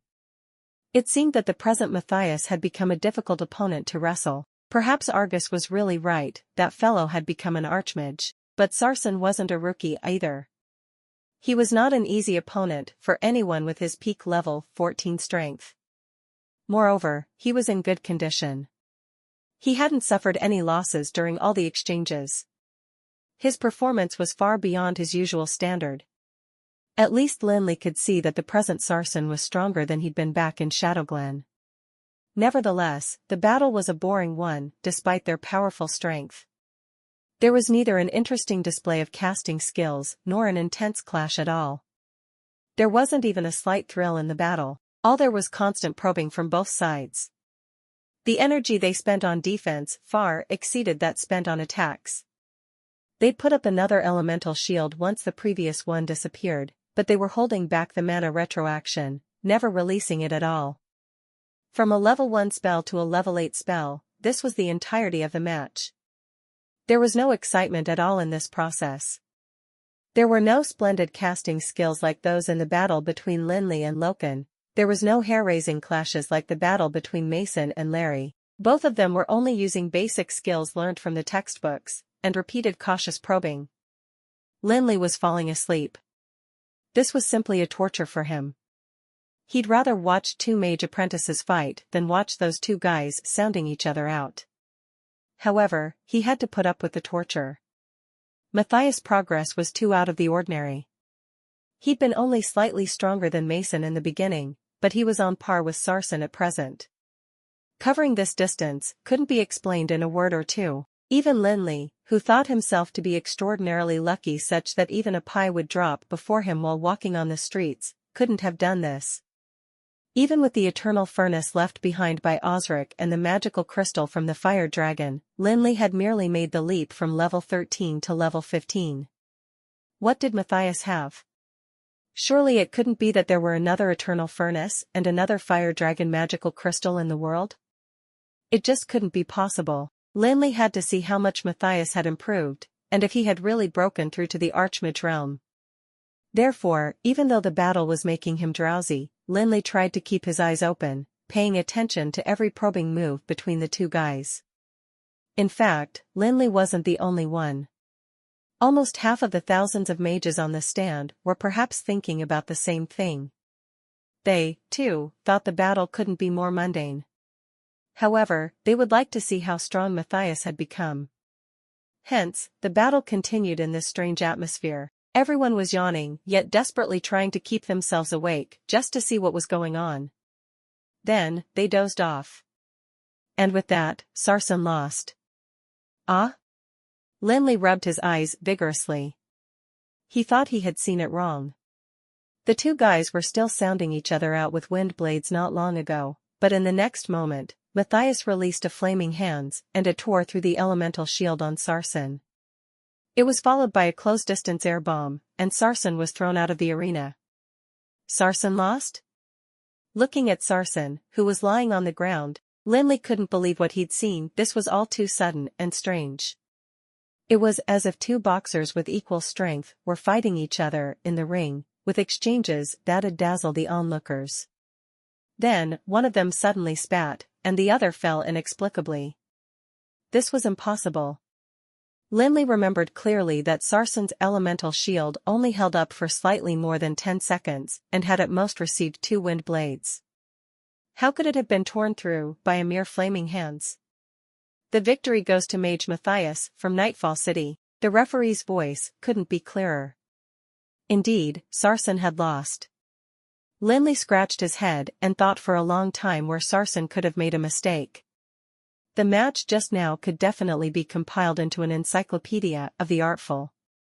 Both Sarsen and Matthias were fighting with a more conservative attitude than nuns. They spent at least 90% of their energy on defense. The remaining 10% had to be divided into two, half for defense preparations, and finally the other half for attack. Lin Li had even seen Matthias putting up a mental protection field before releasing the flaming hands. It was no doubt to prevent Sarsen from disrupting him with mental spells. Lin Li couldn't have imagined such a thing. How could someone be that sly? Such a devious tactic. In addition to the slow rhythm, Lin Li thought nothing could go wrong with a mage on a level like Sarsen. Lin Li even thought the battle would last through the night, until both of them had exhausted their mana and could only fight with their fists to decide the winner. However, at that moment, Sarsen had lost. It was a puzzling defeat, no less. It wasn't just Sarsen himself that was puzzled, but also Lin Li and the thousands of mages on the stands, who all sat with their mouths agape. Hell. Anyhow, the outcome was decided. Matthias, who'd been only a little stronger than Mason a month ago, had defeated Sarsen, one of the best apprentices in the trial. This battle alone was enough for everyone to see him in a new light. The past Matthias was just dandy, but from this day on, no one would dare to treat him as a simple dandy. Even if he was, he had to be a powerful dandy. This marathon fellow isn't at all likable, but he has sure improved tremendously in a short time. I remember he was just a level 11 magic shooter the last time I saw him, Herza mumbled as he secretly took note of Matthias. Hoffman pouted, and said indignantly, this little bastard was just lucky, like the old bastard in his family. Why don't you say that in front of Wilhelm? Herza was slightly annoyed. The Marathon family and Glittergold Trade Union hadn't been on the best of terms. This was a known fact in the whole of Amril. In particular, Hoffman and Wilhelm had completely fallen out with each other. At least it wasn't even the second time Herza had heard it in person. Hoffman was clamoring about sending people to poison the unscrupulous arms merchant's food, while Wilhelm swore to hire an assassin to get rid of the darned fatso. It was fortunate that one of them was in Alana, and the other in Breezy Plains. Otherwise, devil knew how much the chief assassin, Oro, would benefit from their feud. How could Hoffman have nice things to say now that Wilhelm's son was just below them? The feud between the Marathon family and the Glittergold Trade Union naturally made it impossible for Herza to take part in it. He could only pretend not to hear Hoffman's last remark. It's not just luck this time. Don't you see that Matthias had the ability to beat Sarsen from the start, but he didn't want to reveal it? To be honest, Hoffman, you may be really out of your mind this time. Looks like Gryffindor and your favorite Felix are not the only people likely to win this competition. Nonsense. How can this little bastard match up to Felix? Hoffman said in spite, and suddenly came to his senses. The expression on his fat face froze. How do you know I have my eyes on Felix? Just think back to how nervous you were in the first match. It was so obvious that even the blind could see it. Herza smiled, and did not question further, but simply said, Hoffman, it's normal that you don't see it. After all, you are not a real mage. There are many things that only a real mage can understand. Keep your eyes peeled. The finals today will be more exciting than any finals in the past few decades. I don't believe it, Hoffman gritted his teeth furiously. The morning passed in a hurry, and the first round of the 12 matches was all decided. The names of the 12 trial apprentices were written on the promotion table. It was followed by the drawing of lots, presided over by Aldwin himself. First match, Mage Mason from Chevan City is up against Mage Lauren from Snow City. Ah? Mason was slightly stunned. He couldn't believe his luck. Lauren, from the Snow City, was an old acquaintance of Mason. Back in the Shadow Glen, the fellow had followed Sarsen into the cave to occupy their place. In the end, Felix had scared him off with a flaming hands, and he had nearly peed in his pants because of that. Mason remembered that Lauren had already been at the peak of level 10 then. Most of the trial apprentices had progressed 1 or 2 levels in this trial that had lasted for 2 months. After all of them were young geniuses chosen by their respective guilds, and possessed considerable potential and capability. After coming to Alana, there were not only archmages to guide them personally, but also places like the Omniscient Tower to study in. It was nothing surprising for them to improve 1 or 2 levels. However, there were exceptions to everything, and the same was true for the enhancement in magic strength. In this trial, some freaks had made the leap from level 12 to level 15, yet some fools made no progress. They'd entered the finals with the same level as they were when they came to Alana. Lauren was undoubtedly such a fool. Mason knew very well the fool's standard. Chevan City and Snow City were neighbors, after all. In addition, after they had exchanged attacks back in the Shadow Glen, Lauren had been trying to curry favor with this neighbor of his. He had been showing up before Mason for the past month, so the latter naturally knew his strength through and through. However, it did not make any difference to Lin Li. As long as it wasn't Gryffindor or Matthias, everyone else was the same. The gap between level 15 and level 14 could not be summarized as just a difference in level. Unless it was an unconventional kind like Loken, an ordinary mage would not stand a chance against an archmage. After the draw results came out, Lin Li only took a glance at him from a distance.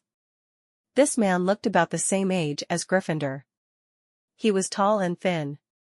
He was wrapped in a black robe all over, apart from his frighteningly pale face. From a distance, he looked like a black bamboo pole standing in the wind. As Lin Li glanced over, the other party's eyes fell on Lin Li as well. At that moment, Lin Li suddenly felt a sense of familiarity. Just then, Mason's match had started. Lin Li merely frowned slightly and threw the matter to the back of his brain. Compared with the bitter first match, this one was really easy for Mason. However, it wasn't because Mason was strong. He could only be so relaxed because the other party was simply too useless. Lauren was probably the most inferior stuff in this trial, not to mention him not making any progress at all in the 2 months. What was worse was his terrible performance in the finals. His casting skills were dogmatic, even the characters and syllables of the spells were no different from those of the textbooks. He was just like a mage apprentice struggling for a breakthrough. He'd do whatever his mentor told him to and whatever was written in the textbooks. There were no highlights at all to his performance.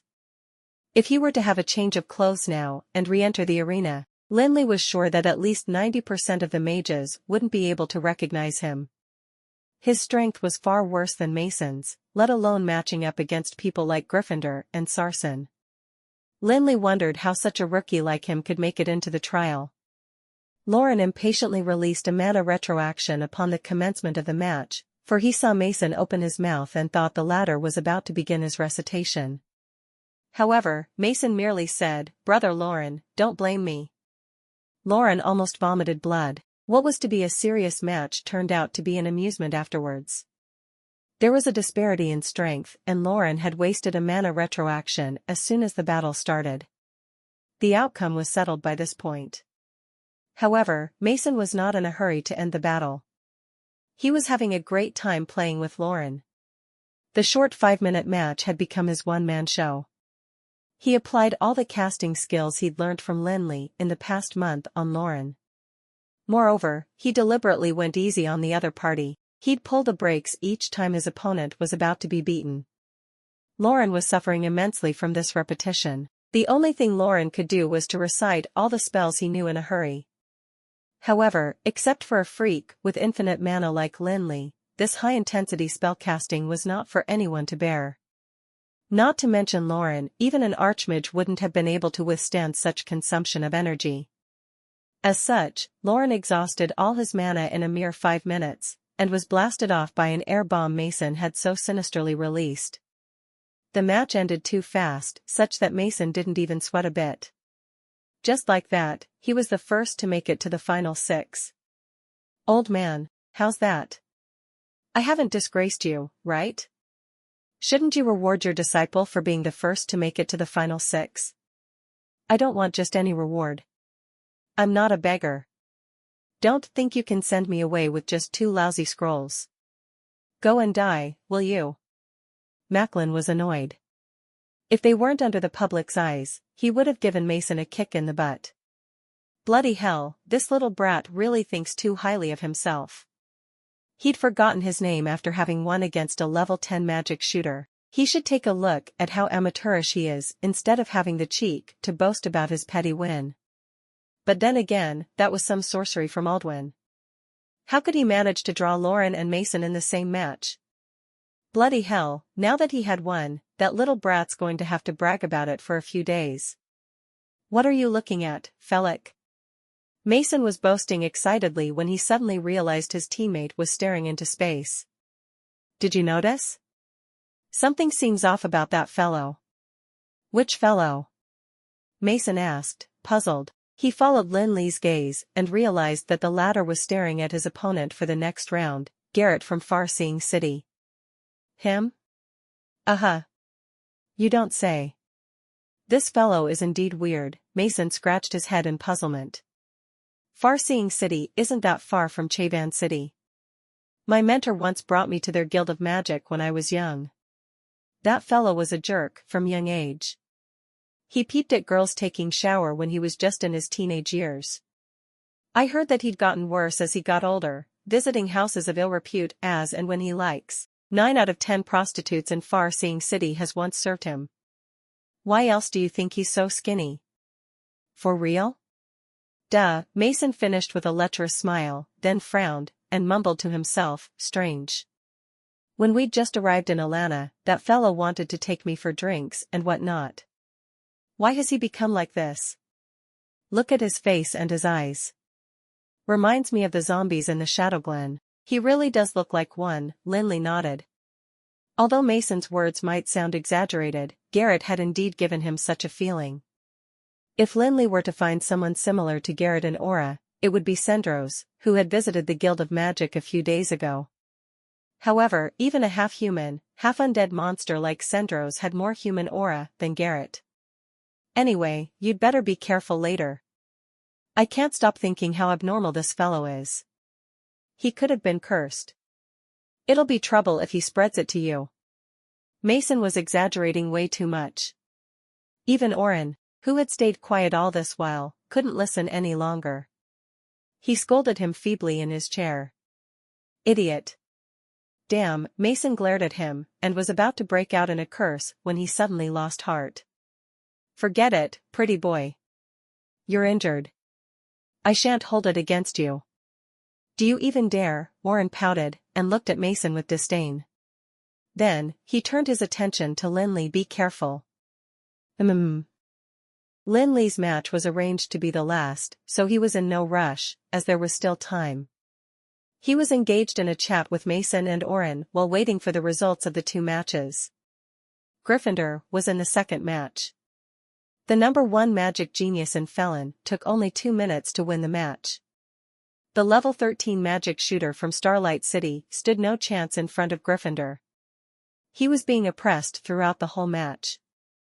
There was no control from Gryffindor, only outburst through and through. Just like a gust of wind sweeping away the fallen leaves, he'd swept the level 13 magic shooter out of the final 6. The referee's announcement silenced the whole Aurora Square. At least half of the thousands of mages in the audience were re-evaluating the number 1 magic genius of Felon.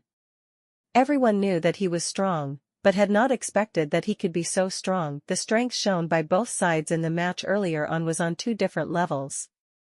Gryffindor easily defeated his opponent without even needing to put much thought into it. Many people couldn't believe that such a power gap would appear on 2 young mages in their 20s. The mages who were participating in this trial were all elites in their respective guilds. Even the worst of them were level 10 magic shooters. There was no weakling among them, to say the least. The fact that Gryffindor had won so easily showed that he was incredibly strong. F***ck, why's this kid so strong? Hoffman's confidence took a dive as he watched Gryffindor from afar.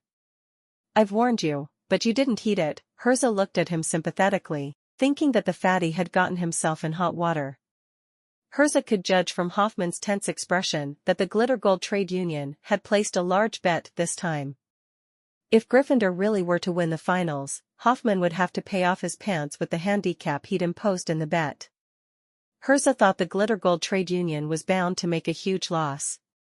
Perhaps no one knew Gryffindor's strength better than Herza. Gryffindor's mentor, Rosen, was one of the top 10 leaders of the Supreme Council. He was not an ordinary person. He was definitely a legendary figure even in the Supreme Council. It took him only 20 years to progress from a member of a remote guild of magic to one of the top 10 arbitrators of the Supreme Council. The present Rosen was an outstanding figure in the Supreme Council in terms of strength and skill. Hoffman, that darned fatty, was gutsy enough to bet on a dark horse in a competition like this. Didn't it cross his mind that Rosen would never allow his only disciple to lose? As a member of the Supreme Council, Herza naturally understood better than anyone else how many appalling secrets were hidden in this council that held the destiny of all the mages in Amril. This was not something a businessman could understand. Even Herza himself had to admit that what he had learned in the Supreme Council for decades was only superficial. Only people like Rosen or Anduin, who had a chance to compete for the position of the arbitrator, had access to the heart of the matter. He'll only learn his lesson after making a huge loss. Herza's eyes moved away from Hoffman and fell on the young mage, who was chatting with his 2 roommates at Aurora Square, and could not help but sigh. The young man was a real genius. Even he felt amazed at those peculiar casting skills. It was a pity that he'd encountered Gryffindor and was destined not to win the finals. The present Gryffindor had far surpassed the average young mage. Not to mention those in their 20s, even in the entire Alana Guild of Magic, only a few people, such as Aldwin and Macklin, could dare say that they could definitely beat him. Even the likes of Darien might not necessarily have this confidence. Such a strength could no longer be mentioned in the same breath as the average young mage. Pity, Herza shook his head and bemoaned the reality. In fact, it was true that the Gerosis mage named Felik was the most suitable person to win the finals, not only because of his outstanding talent, but also because he came from Gerosis, a small remote guild. His background was far less complicated than Gryffindor's. Even if a new guild were to be established in the Breezy Plains, it would not become a trouble that couldn't be handled. However, Gryffindor was different. His mentor was Rosen, who was expected to become an arbitrator. Once he'd won the finals, numerous motives that wouldn't stand exposure to the day or light would emerge between the new guild and the new arbitrator. Unfortunately, Gryffindor was too powerful. Although the young mage named Felik was equally powerful, he might have to wait for another test 3 years later to emerge as the final winner. Knock on wood. Hoffman pouted. He refused to believe Herza's words. In fact, even Hoffman himself had to admit at this time that Gryffindor was indeed superior in terms of strength. However, Hoffman still stood to think that Gryffindor was bound to lose the finals because he knew very well that the young mage named Felix was not only an archmage, but also a potion master. A bottle of potion could decide the outcome of a magic battle, let alone a potion master. Both of them held different opinions, but they refused to give in to each other and insisted that they were right. Both of them were eventually flushed from the aggressive exchange of words, and at this moment, Matthias had entered the Aurora Square. Lin Li perked up on seeing it was Matthias' turn. "I'd like to see if you're going to resort to slimings again." Lin Li was focused on the match with this thought in mind. And then, he was dumbstruck. Matthias was as if a different person in this match. His attack was a torrential pour of spells as soon as the match began. His casting speed was so quick that his opponent did not even have the chance to release a mana retroaction. The surging magical elements seemed to be boiling, and there was a scorching aura in the Aurora Square. Matthias had used all his strength in every attack. He did not defend even once from the beginning. Only when he drove his opponent into a corner with a flaming storm did Lin Li suddenly realize that there wasn't even an elemental shield on this guy. Lin Li was dumbfounded. Compared with the previous slyness, this match was a spark. It was a violent game from the beginning to the end. If Gryffindor hadn't stood near him, Lin Li would have thought that this match was in fact fought by Gryffindor. That poor level 12 magic shooter had only managed to release a spell. It was an elemental shield. His competition came to an end when Matthias had broken through his only spell. Matthias hadn't even spared him another look before he released an air bomb on him. There was only a bang, and the poor magic shooter was hit by the air bomb when his elemental shield broke. It felt as if he had been hit hard on his chest by a hammer. He blacked out immediately and spat out blood, which dyed the slab stones red. The winner is Matthias from Sunrise City. Lin Li took one look at the injured level 12 magic shooter from a distance, and couldn't help but laugh inwardly. Although Matthias' strength had advanced by leaps and bounds, he was still as narrow-minded and petty as before. He'd used air bomb twice to defeat his opponents. The mage with Aldwin Lade could only reduce damage by magic, but couldn't offset the impact of the air bomb. If you want to hurt your opponent in this special environment, the air bomb, a low-level spell, would become the most effective method. Both Sarsen and the level 12 magic shooter were badly hurt when they were blown out of Aurora Square. "Felix, it's your turn." Macklin, who was at his side, was already rushing Lin Li eagerly when the referee read his name. The old man was in a good mood. 2 of his 3 trial apprentices had made it to the final 6. He'd have to brag about this achievement for a while. "All the best. Do it right." Lin Li slowly proceeded to the square's center amidst his roommates' cheers. Garrett, from the far-seeing City Guild of Magic, was already waiting there.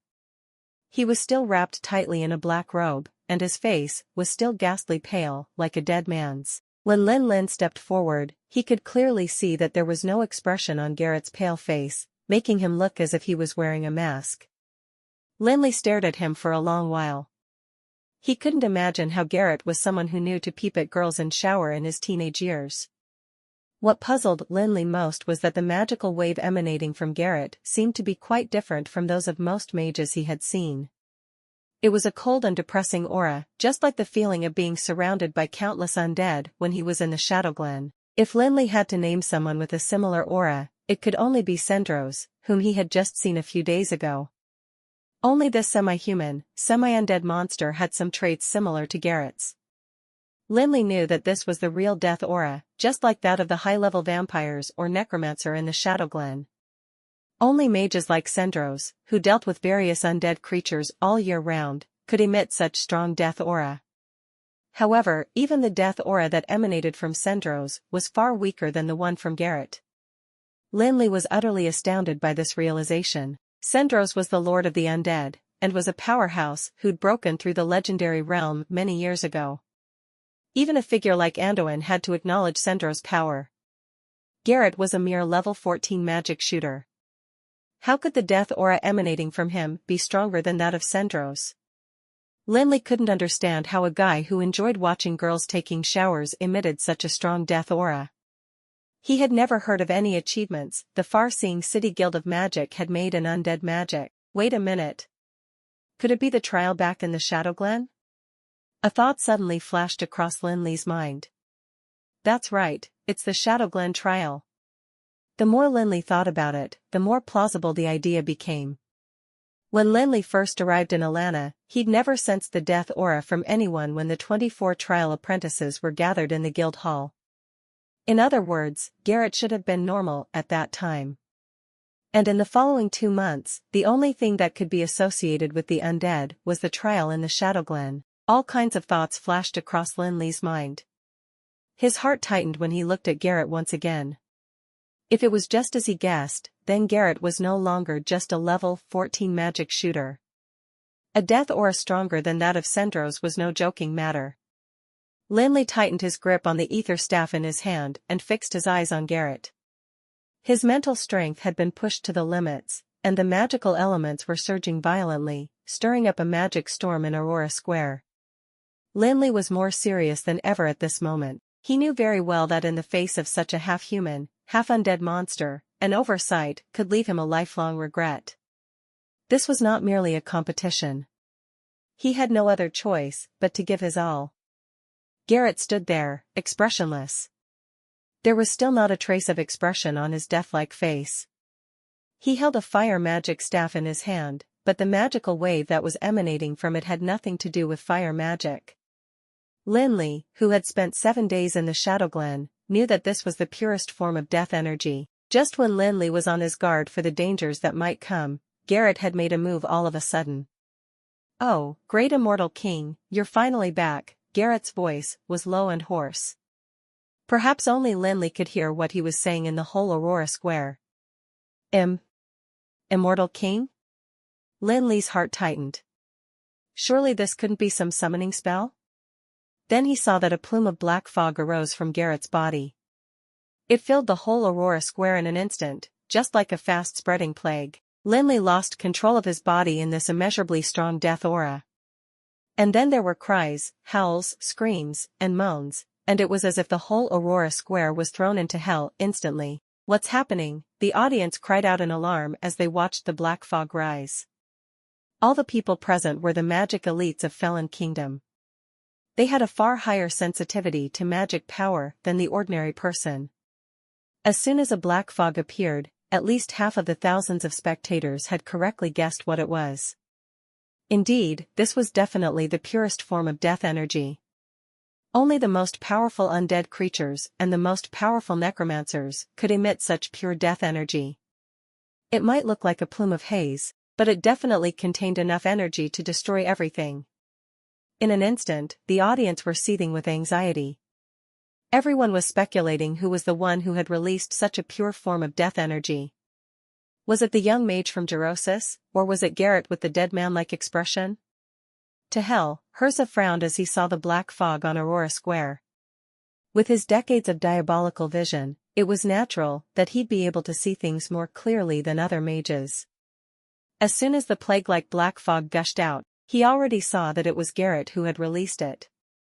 Even Hirza had to admit that the power of this death energy was absolutely the strongest one he had ever seen. This had even gone beyond the legendary realm, and to a level where most mages dared not even imagine it. Hirza looked at the center of Aurora Square dumbfounded, and could not help but tremble with fear. Damn, Hoffman thought he was going to pass out. Like Hirza, he felt the power of the death energy at once. He was completely stupefied when he looked back at Aurora Square. This plume of black fog not only engulfed an astronomical sum of money, but also a potion master who was expected to break through to the guru realm. It was a magic genius seen only once in a few centuries. Anyone who knew anything about Felek would feel regret for this plume of black fog. There was absolutely no way out of such a terribly powerful death energy concentration. Even if it were Hoffman, he wouldn't necessarily have made it after being devoured by the fog, let alone an archmage in his 20s. Macklin was at the edge of Aurora Square, lecturing Mason with curses and swear words. His face turned ghastly white at once when he saw the black fog rose. He'd never expected there'd be such a horrible death energy in a competition between trial apprentices. For a moment, Macklin was dumbstruck. The person engulfed by the death energy was their only hope to win the bet, and he was also the only disciple of a legendary mage, Andoin. Macklin dared not think of the consequences if Felix were to die in this match. Felix. Macklin couldn't care less about the rules and anxiety. He pushed through the crowd and threw himself into the black fog. However, he felt powerful energy gush out from amidst the black fog. It was like a hammer landing heavily on his chest. Macklin threw up a mouthful of blood in an instant, and he was yanked out of Aurora Square like a broken kite. Macklin was not the only one that was shaken by the force. Mason had also rushed into the black fog when he felt that something was wrong. However, he was also struck by the massive power and was yanked out of Aurora Square like Macklin. The whole Aurora Square was in chaos. The two referees desperately tried to use magic quell to dispel the terrifying black fog. The dozen of mages who were in charge of maintaining the energy of the ManhwaRecap also began to recite their spells in a bid to free the Gerosis mage from the black fog. At this time even Orin, who had yet to recover from his injury, rushed forward with his weak body. Unfortunately, he had yet to enter the plume of black fog when he suddenly felt a wave of dizziness, and fell limply onto the ground. "Don't go near." Aldwin stood up from the VIP stand. After a hasty recitation, the magic staff in his hand began to emit a dazzling light. Boundless magical elements surged toward the black fog like torrential waves. The two forces intertwined in an instant. Everyone clearly saw that the white rays were like a tide, constantly pounding against the black fog that was like a reef in the sea.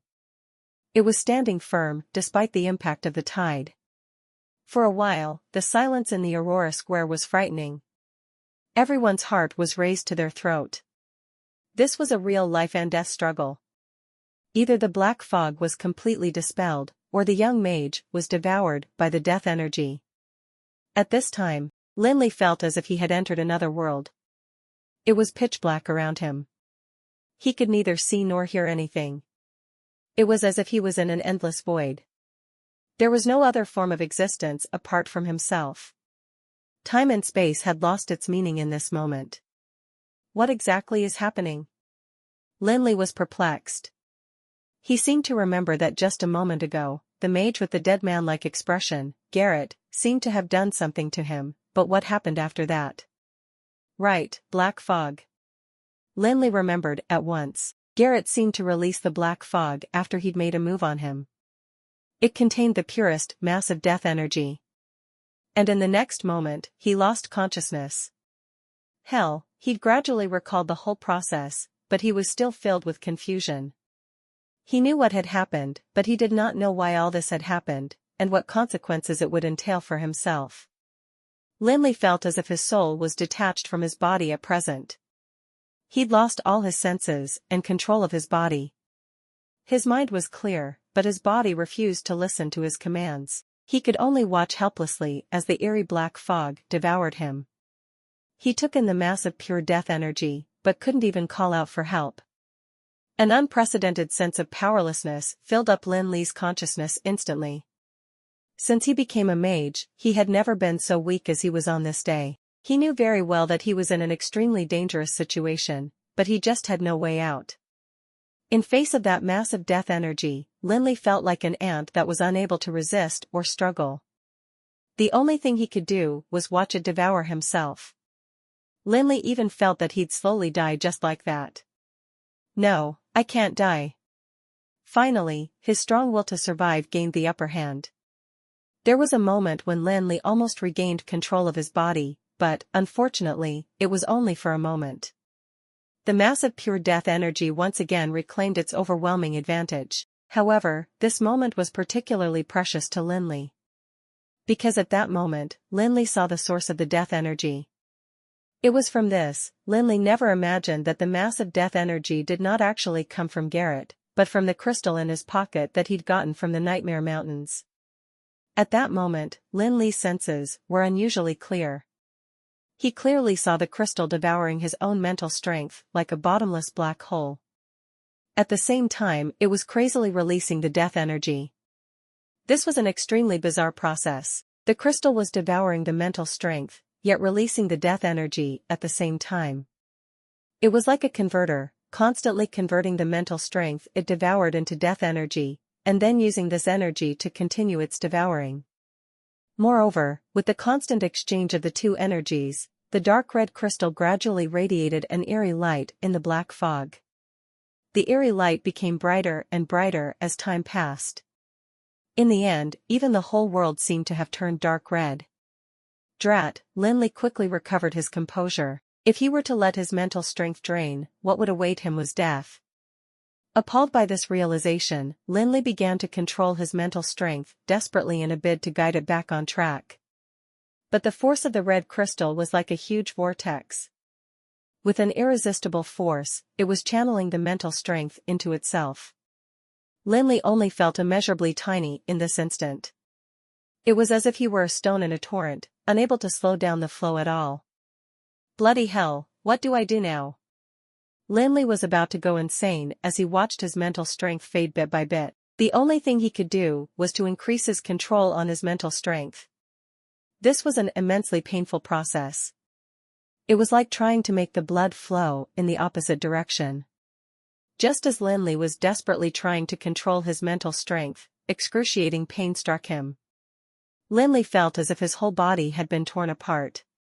The endless power was tearing frantically his body, just like continual turbulence. There was no law or order, only rage and uneasiness. They tore crazily at his body and every nerve, and in the next moment, the insanely surging energy came together at once as if countless tiny nails from all directions were attracted by a huge magnet. It was a feeling more painful than that of tearing. Lin Li felt as if he was squeezed flat in an instant by some force. The squeezing and tearing went on repeatedly. Under the endless pain and torture, Lin Li even felt like he was already dead. It was unknown how long time had passed, it could as well only be a mere second for all one knew. Just as Lin Li felt as if he was going to die, he felt a lapse in the ubiquitous energy. This lapse in power was like a light at the end of the tunnel. Lin Li made a decisive decision and took this fleeting opportunity to divert a trace of his mental strength. He slowly and stealthily penetrated through the almost invisible gap. And then he realized that he seemed to have entered another world. This short period felt like centuries for Lin Li.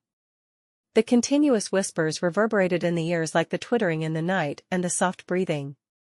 The boundless darkness was slowly disappearing, and in its place was rainbow light. It was as if the space in between black and white had suddenly been filled with a myriad of colors, causing the whole world to become alive. Lin Li's weak strand of mental strength was carefully and prudently moving around in this colorful world. What he needed now was an exit. Even if it was a small hole, as long as he could insert this trace of mental strength into it, he would have the confidence to leave his own brand and completely control this abnormal crystal just like how he'd obtained control over the brand of dusk. But the process was harder than what Lin Li had imagined. The whole rainbow world seemed to be protected by some sort of energy. When his mental strength had just gotten closer, it would be immediately reflected. There was not a single opening or suture to be found. It was like a sphere with no openings. Time was ticking by. Lin Li's forehead was full of sweat. He knew that he did not have much time left. What was waiting could only be completely losing his mental strength if he were to continue dragging it, and then finally he would die from exhaustion. Lin Li could even feel that the rate of depletion of his mental strength was increasing. It was like surging waters, incessantly flowing into that abnormal crystal. Towards the end, Lin Li had already given up. There was no room to struggle. The only thing he could do was to wait for death to come knocking. Just which asshole was it that's so immoral? He actually hit a crystal in the Nightmare Mountains to harm others. The mental strength was running out quickly, which meant Lin Li's mind had been pushed to the limits. His head was feeling heavy. The only thing he could think about was to curse that asshole that had placed the crystal in the cave to harm others. Fuck, I'll fight it out with you. The situation could not get any worse. At this time, looking for an opening was useless. When the last remaining strand of mental strength was about to be lost, Lin Li finally gritted his teeth tightly. He did not care what sort of power was protecting this rainbow world anymore. He also did not care what sort of injuries he would sustain if this last strand of mental strength was lost. He had seemingly made his decision in an instant. Lin Li completely gave up control of his mental strength. He let it surge straight into the crystal. At the same time, he was constantly invoking mana and letting it attack this rainbow world. This was decision similar to seeking death. It was either he created an opening, or he would die in the Aurora Square. When the mental strength and mana had surged out together, Lin Li's face immediately became pale. This feeling was like his blood and flesh had been sucked out, leaving behind an empty shell. His whole body felt like jelly, and he could not muster any strength. His mind was empty. He could not feel the existence of anything except for that bit of mental strength that he had released. After that, he suddenly realized that a gap had appeared within this rainbow world. I'm saved. The appearance of this gap was like a ray of light that had appeared in the pitch-black night for Lin Li. He did not hesitate at all and steered the remaining mental strength towards that gap. What followed immediately was a POM. While his mind was in a whirl, Lin Li only felt that the world was collapsing. The rainbow lights that were in front had seemingly shattered into countless fragments in an instant. The rainbow-colored fragments were fluttering amidst the dark red light. It was more magnificent than fireworks in a night sky, but Lin Li discovered immediately afterwards that those countless rainbow-colored fragments seemed to be controlled by some sort of power. They scattered at times, and then they amassed together. In the end, they formed a rainbow stream of light and surged into his mind. At that moment, Lin Li had seemingly seen the back of somebody.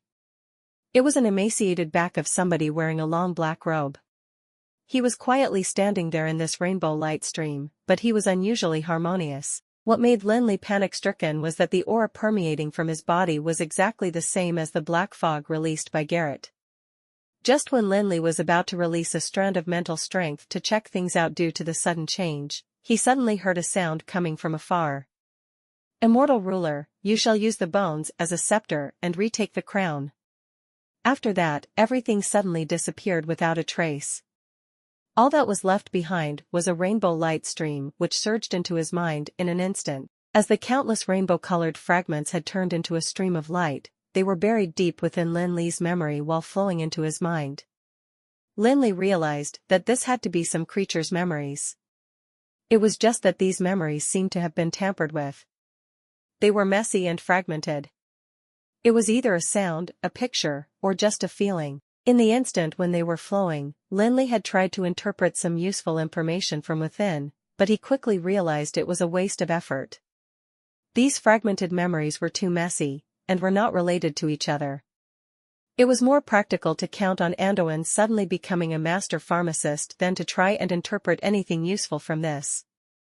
Lin Li filtered through these countless memory fragments, and the only thing he got in return was that he found out that there was indeed a powerful existence called Immortal King during the Dark Ages more than 1,000 years ago. It was just that there were no leads to be found from memory fragments about the origins of this Immortal King and what he had done during the Dark Ages. In the end, Lin Li had to give up. When he had finally regained his senses, everything in front of him had already disappeared. Be it that colorful world or that thick black fog, it all completely disappeared without a trace after that sudden change. This time Lin Li had already regained control of his body. He lowered his head and looked at himself. He was still holding the ether staff and wearing the rune robe.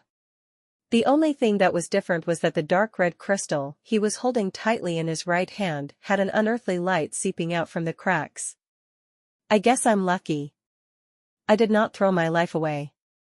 Lin Li could not help but become covered in a cold sweat all over his body when thinking back about that hair-raising battle.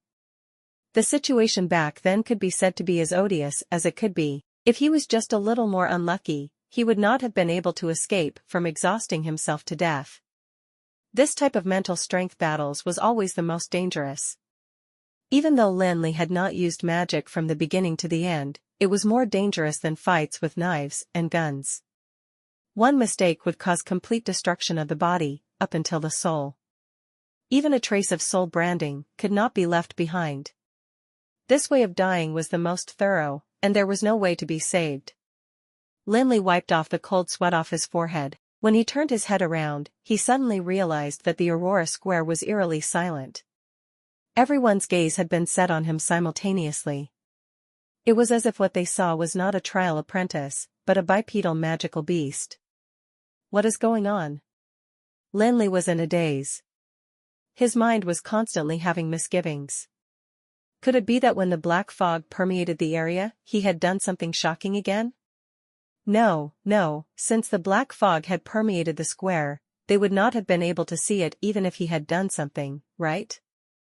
Then, Lin Li suddenly saw that his opponent, Mage Garrett from Far-Seeing City, was kneeling down on one knee and both his hands were raised above his head while holding the scepter. His expression was full of devotion and reverence. The current Garrett did not look like an opponent that was trying to kill him. It was more like he became his most devoted disciple. Great Immortal King, welcome back. Garrett's voice was still as hoarse and deep as before. In the gigantic Aurora Square, nobody other than Lin Li could hear what he was saying, but that posture of him kneeling down had started a commotion among the audience instantly. The sound of thousands of mages discussing it had instantaneously made the whole Aurora Square chaotic. Everyone was guessing what had happened in that black fog just now. Why was the victorious Garrett kneeling down, and why hadn't that mage from Gerosis been swallowed by the black fog?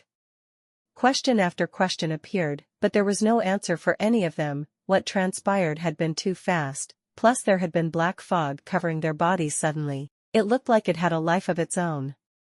It had just arisen from Garrett's body, and started forming all sorts of shapes. It spread out at times, and gathered together afterwards. In the end, it became a streak of black smoke and flew far away amidst a cackle that was similar to that of a nightbird. Feck, just what is the Immortal King?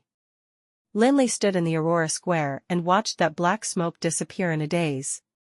His mind bore an indescribable annoyance, because before the black smoke dissipated, Lin Li had heard another voice coming from within his mind. It was hoarse and deep, and it was also baffling. Great Immortal King, you have finally awakened in the skeleton realm. Awake your mother's ass, Lin Li swore angrily.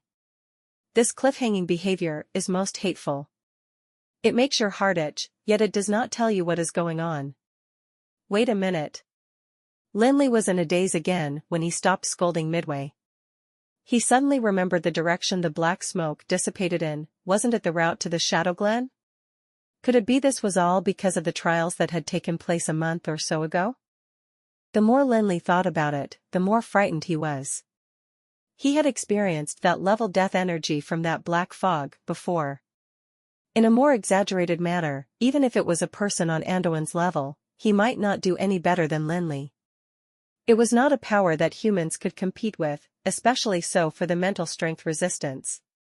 It made Lin Li break out in cold sweat just by thinking about it. How could Lin Li not be aware about the condition of his mental strength? Yet, Lin Li felt like an ant trapped in a spider's web when his mental strength was being extracted by that crystal. He had no room to struggle, he could but watch as he closed in on death. Thinking about what had happened in the black fog, Lin Li suddenly felt that the crystal in his hand started to burning. So who won? Both of the judges stood far away and looked at each other. They could not come to a conclusion after a long while. Based on logic, the victor of this battle should be the Gerosis mage, because he was still standing and his opponent was already down, but there was a question amidst everything. There were too many incidents that happened in this battle, nobody could determine who was victorious. Not only had Macklin rushed onto the stage, even Aldwin had taken action at the end. This brazen interference with the competition could disqualify anybody from the competition 10 times if they were to follow the rules strictly, thereby kicking those two accomplices out of the Aurora Square. Of course, this was all just an if. Even if they had 100 galls, they would not dare to chase those two accomplices out of the Aurora Square. Why don't we just consider it a draw? One of the young judges hesitated for a long while, before he finally muttered out his own thinking. Draw your mother's arse. Macklin was old, but his hearing was still sharp. He was blown away by the black fog, and he was just standing up now, but he heard this guy suggesting it to be a draw. He immediately lost his temper. Fuck, this can also be a draw. How are you two even judges? Felix is standing, and Garrett is on the floor. How can you not understand such an obvious relationship of victory and defeat? You really think that my trial accomplice can be bullied? No, no, no. You're mistaken, Mr. Macklin. Let me explain, please. Everyone in the Guild of Magic was very clear what sort of temperament Macklin had. Other than Aldwin, nobody else dared to provoke him. Even though the two judges had the right to decide the victor, they both shut up simultaneously in front of this master. What's there to explain? The old man glared and shamelessly raised his hand, pointing Garrett, who was on the floor. It can be a draw, but there must be a rematch. If you can wake him up, I will admit that this is a draw and let Felix fight him again. But you had better hurry, I am not so patient. When he said the last sentence, it was already a blatant threat. Who still dared to go against the fierce-looking Macklin at this point? The two judges did not use more than 10 seconds to make a decision.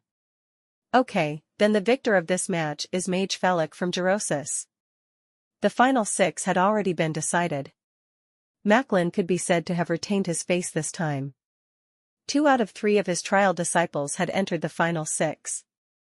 One of them even had the chance to win everything. This incomparably brilliant result made the old man so unusually joyful that even the number of times he reprimanded Mason had decreased evidently. Once the lots had been drawn, Macklin had jumped up from relief. He patted Lin Li's shoulder with a delighted look. Felix, you are finally lucky. Ah? Lin Li was reminiscing about what had happened in the black fog when he suddenly got patted strongly by somebody. He immediately had a shock. When he saw that the person that patted him was Macklin, he started to calm down.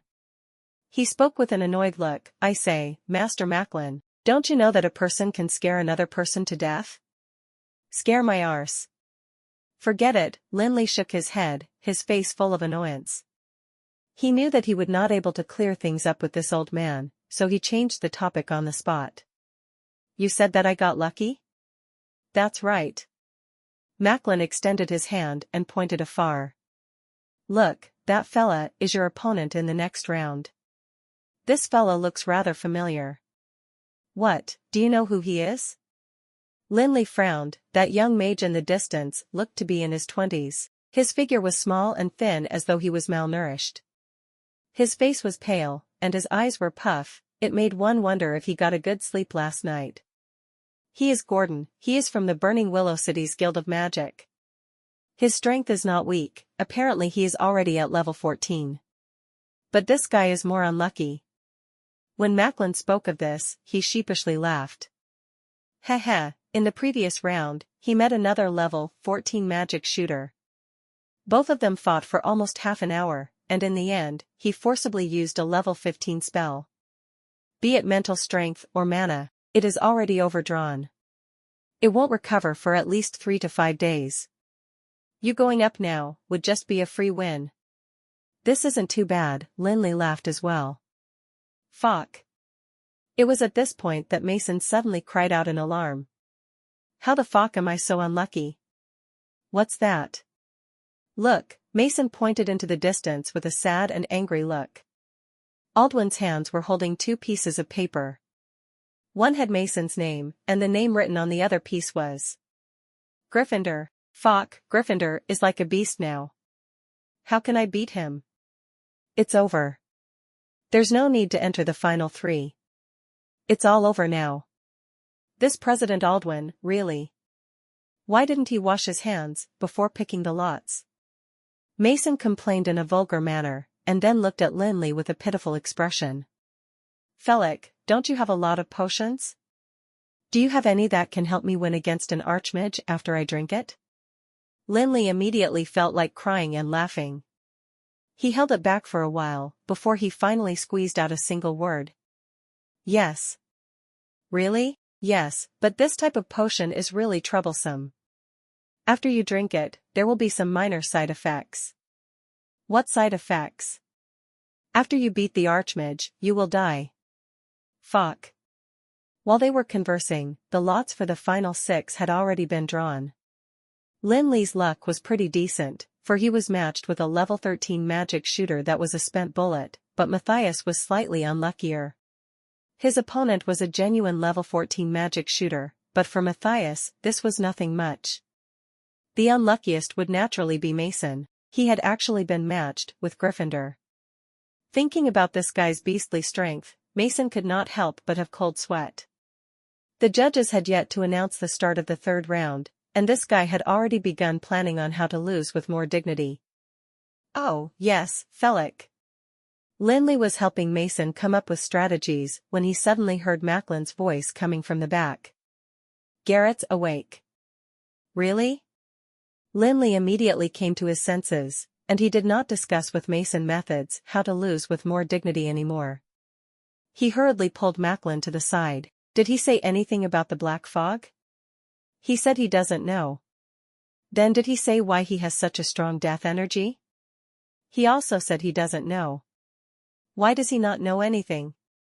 Lin Li was really distressed. This Garrett is really absurd. He released such strong death energy and almost killed me. After regaining consciousness, he does not know anything. Is he purposely screwing with me? No choice, he said he forgot everything. Why doesn't he die? No, I think he really forgot. Macklin shook his head before continuing, because before he woke up, I used mana detector to observe him. The death energy in his body had completely disappeared. Now, he's just a normal level 14 magic shooter, or maybe one slightly stronger than Sarsen. But he definitely is not strong enough to kill you. You mean that energy did not belong to Garrett? Yes. What the hell? Lin Li really felt like killing somebody. Such a weird situation had happened to him, but all the strings were cut loose at the end. This whole incident had become a mystery without clues. Did he really have to follow what that voice had said and awaken from the skeleton something in order to find out what had happened to his body? *CK, I am not that free either. If I am not mistaken, this incident is most likely related to those two undead lords at the Shadowglen. Garrett also said that on the 5th day after he entered the Shadowglen, he encountered an unrivaled undead creature. After that, he completely lost his memory, and finally regained his consciousness only now. When Macklin said this, his expression was somewhat fearful. Those two undead lords at the Shadowglen were powerhouses that existed since the Dark Ages. Nobody knew how powerful they were currently. Even the number 1 mage and felon, Aldwin, did not have the confidence to face them, not to mention Macklin, a level 18 archmage. Once Lin Li heard this, he took in a deep breath and looked at Macklin in disbelief. Are you telling me that just now I was fighting with a puppet controlled by the undead lord, and not Garrett? It's very likely. Thank you for watching Mystic Realms Recap. Please like, share and subscribe. Have a great day.